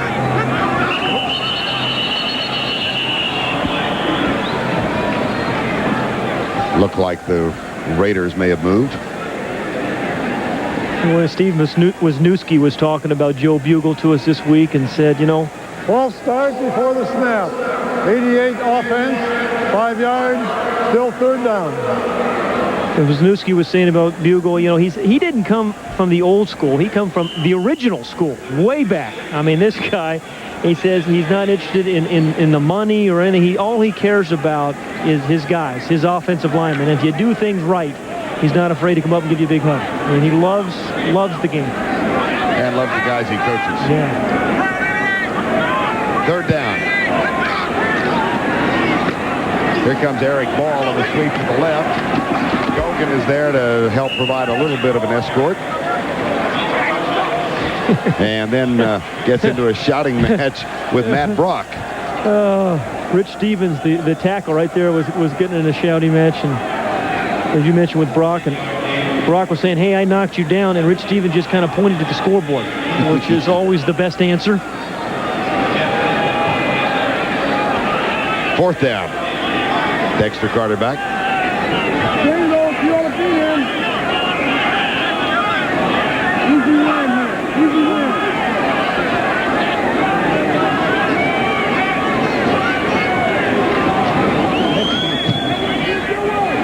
That one is way up in the air. I'd rather see him kick it directionally. I mean, he is so good kicking the ball directionally, and they got a little different style kicking it down the middle, but no, Pat Swilling has been one of these guys we've talked about, his career reborn with the Raiders, and he has had a very good evening. It started in the first quarter when they tried to run a bootleg against him, and he was not fooled. And then he had a different kind of move, a power move, right over the left tackle, Willard. And then in the run game, he was pretty tough as well. And it's the nose thing, I'm telling you. This nose thing really works. They may have Tim Brown wearing it soon, I'm sure.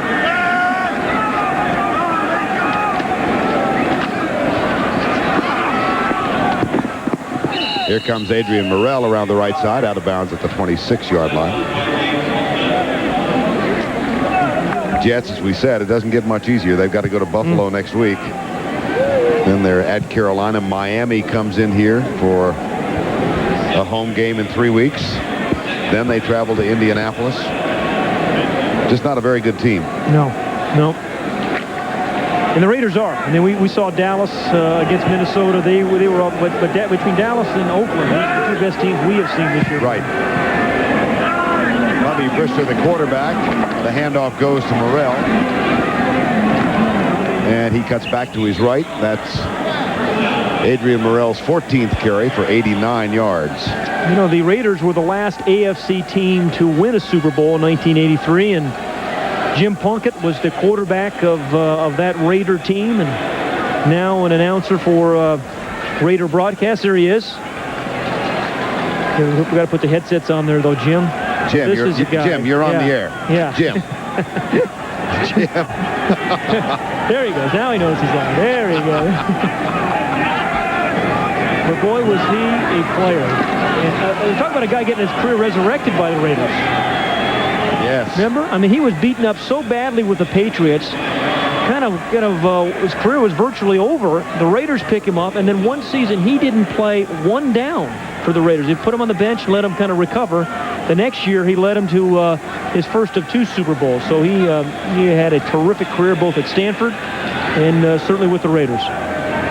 Former Heisman Trophy winner for the then Indians. That's now the Cardinals.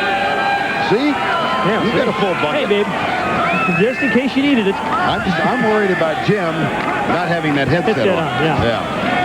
He's working with Joel Myers over there. And Joel's carrying the load here. 47-10.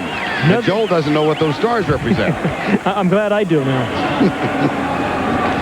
2:50 to go in this one. Raiders have some good young linebackers. That time it was James Folston, number 55. You're looking at Aaron Wallace, number 51. Folston's had a couple of nice plays. Had a sack of Esiason, or certainly a big hit on him. There's Holmberg. Good team with depth. And in this marathon of an NFL season, you need some depth. They have it in the defensive line. They certainly have it at linebacker. 3rd and 11.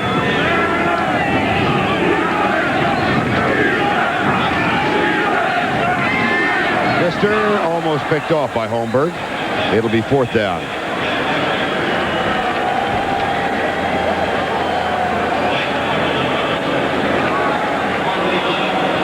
And Brian Hansen comes on to punt. I'm not sure where Richie goes with this team, Vern. I mean, I really don't know what you can do when you don't have a game breaker. I mean, they're going to maybe have the trading deadlines coming up. Somebody's, I think they're going to need somebody in the wide receiving category. Right. Get the game open. Hansen's punt over Tim Brown. And that will go into the end zone, touch back, and come out to the 20-yard line. As we near the 2-minute warning, we've got 2:05 remaining in this one. This AFC West. This is a competitive division, and every team seems to have a nemesis. You know, the Raiders can't beat Kansas City. Kansas City, I think, has a tough time with Denver. There it is. I knew it was coming. I knew you were going somewhere with that. I knew it was going to happen. Look at that. Chargers have won the 9 of 11 against the Chiefs, but boy, they really go after one another. Here comes Kaufman out across the 20 near the 23-yard line, and we have reached the 2-minute warning. Only 120 seconds left in this one. 47-10. He was talking about Joe Bugle, the former coach of the Arizona Cardinals, longtime assistant coach with the Redskins. Bishop Harris. It is a good staff. Floyd Peters. Yeah, they've done a real nice job. John Fox. They got a good mixture of young coaches like John Fox, their defensive coordinator. Jim Fossil, the coaches of quarterbacks, and the guys have been around the league a long, long time. Joe Bugle and his wife Brenda, 2 of the more refreshing people you'll meet in this league. Their 3 daughters have now moved back to the Phoenix area, all still living there, where Joe was employed for a while as head coach of the Cardinals. Here's Kaufman. And Napoleon Kaufman is also nearing the 100-yard mark. Well, don't blame you, pal. Now, I remember 25 years ago when ABC took a shot during an Oakland-Houston game of a guy like this in the Astrodome, right? And they got a surprise. Yeah, the guy woke up. And we're number 1. And, yes, he indicated his team was number 1. Yeah. Meredith caught that one. And the trouble is that guy's flight leaves in an hour. 1:20 to go.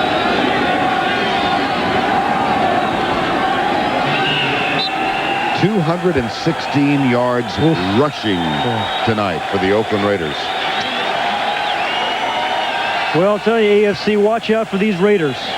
So much of it depends upon the health of your quarterback in particular, and everybody has that same risk.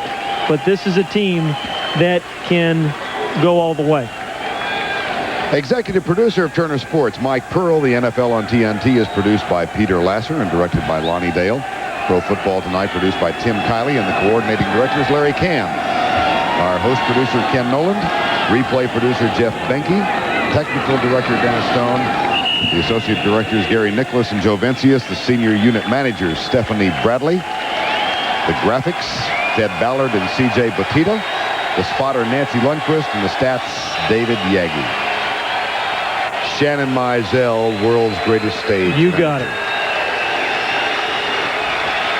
Mike White and the Oakland Raiders, 47-10. They win this one.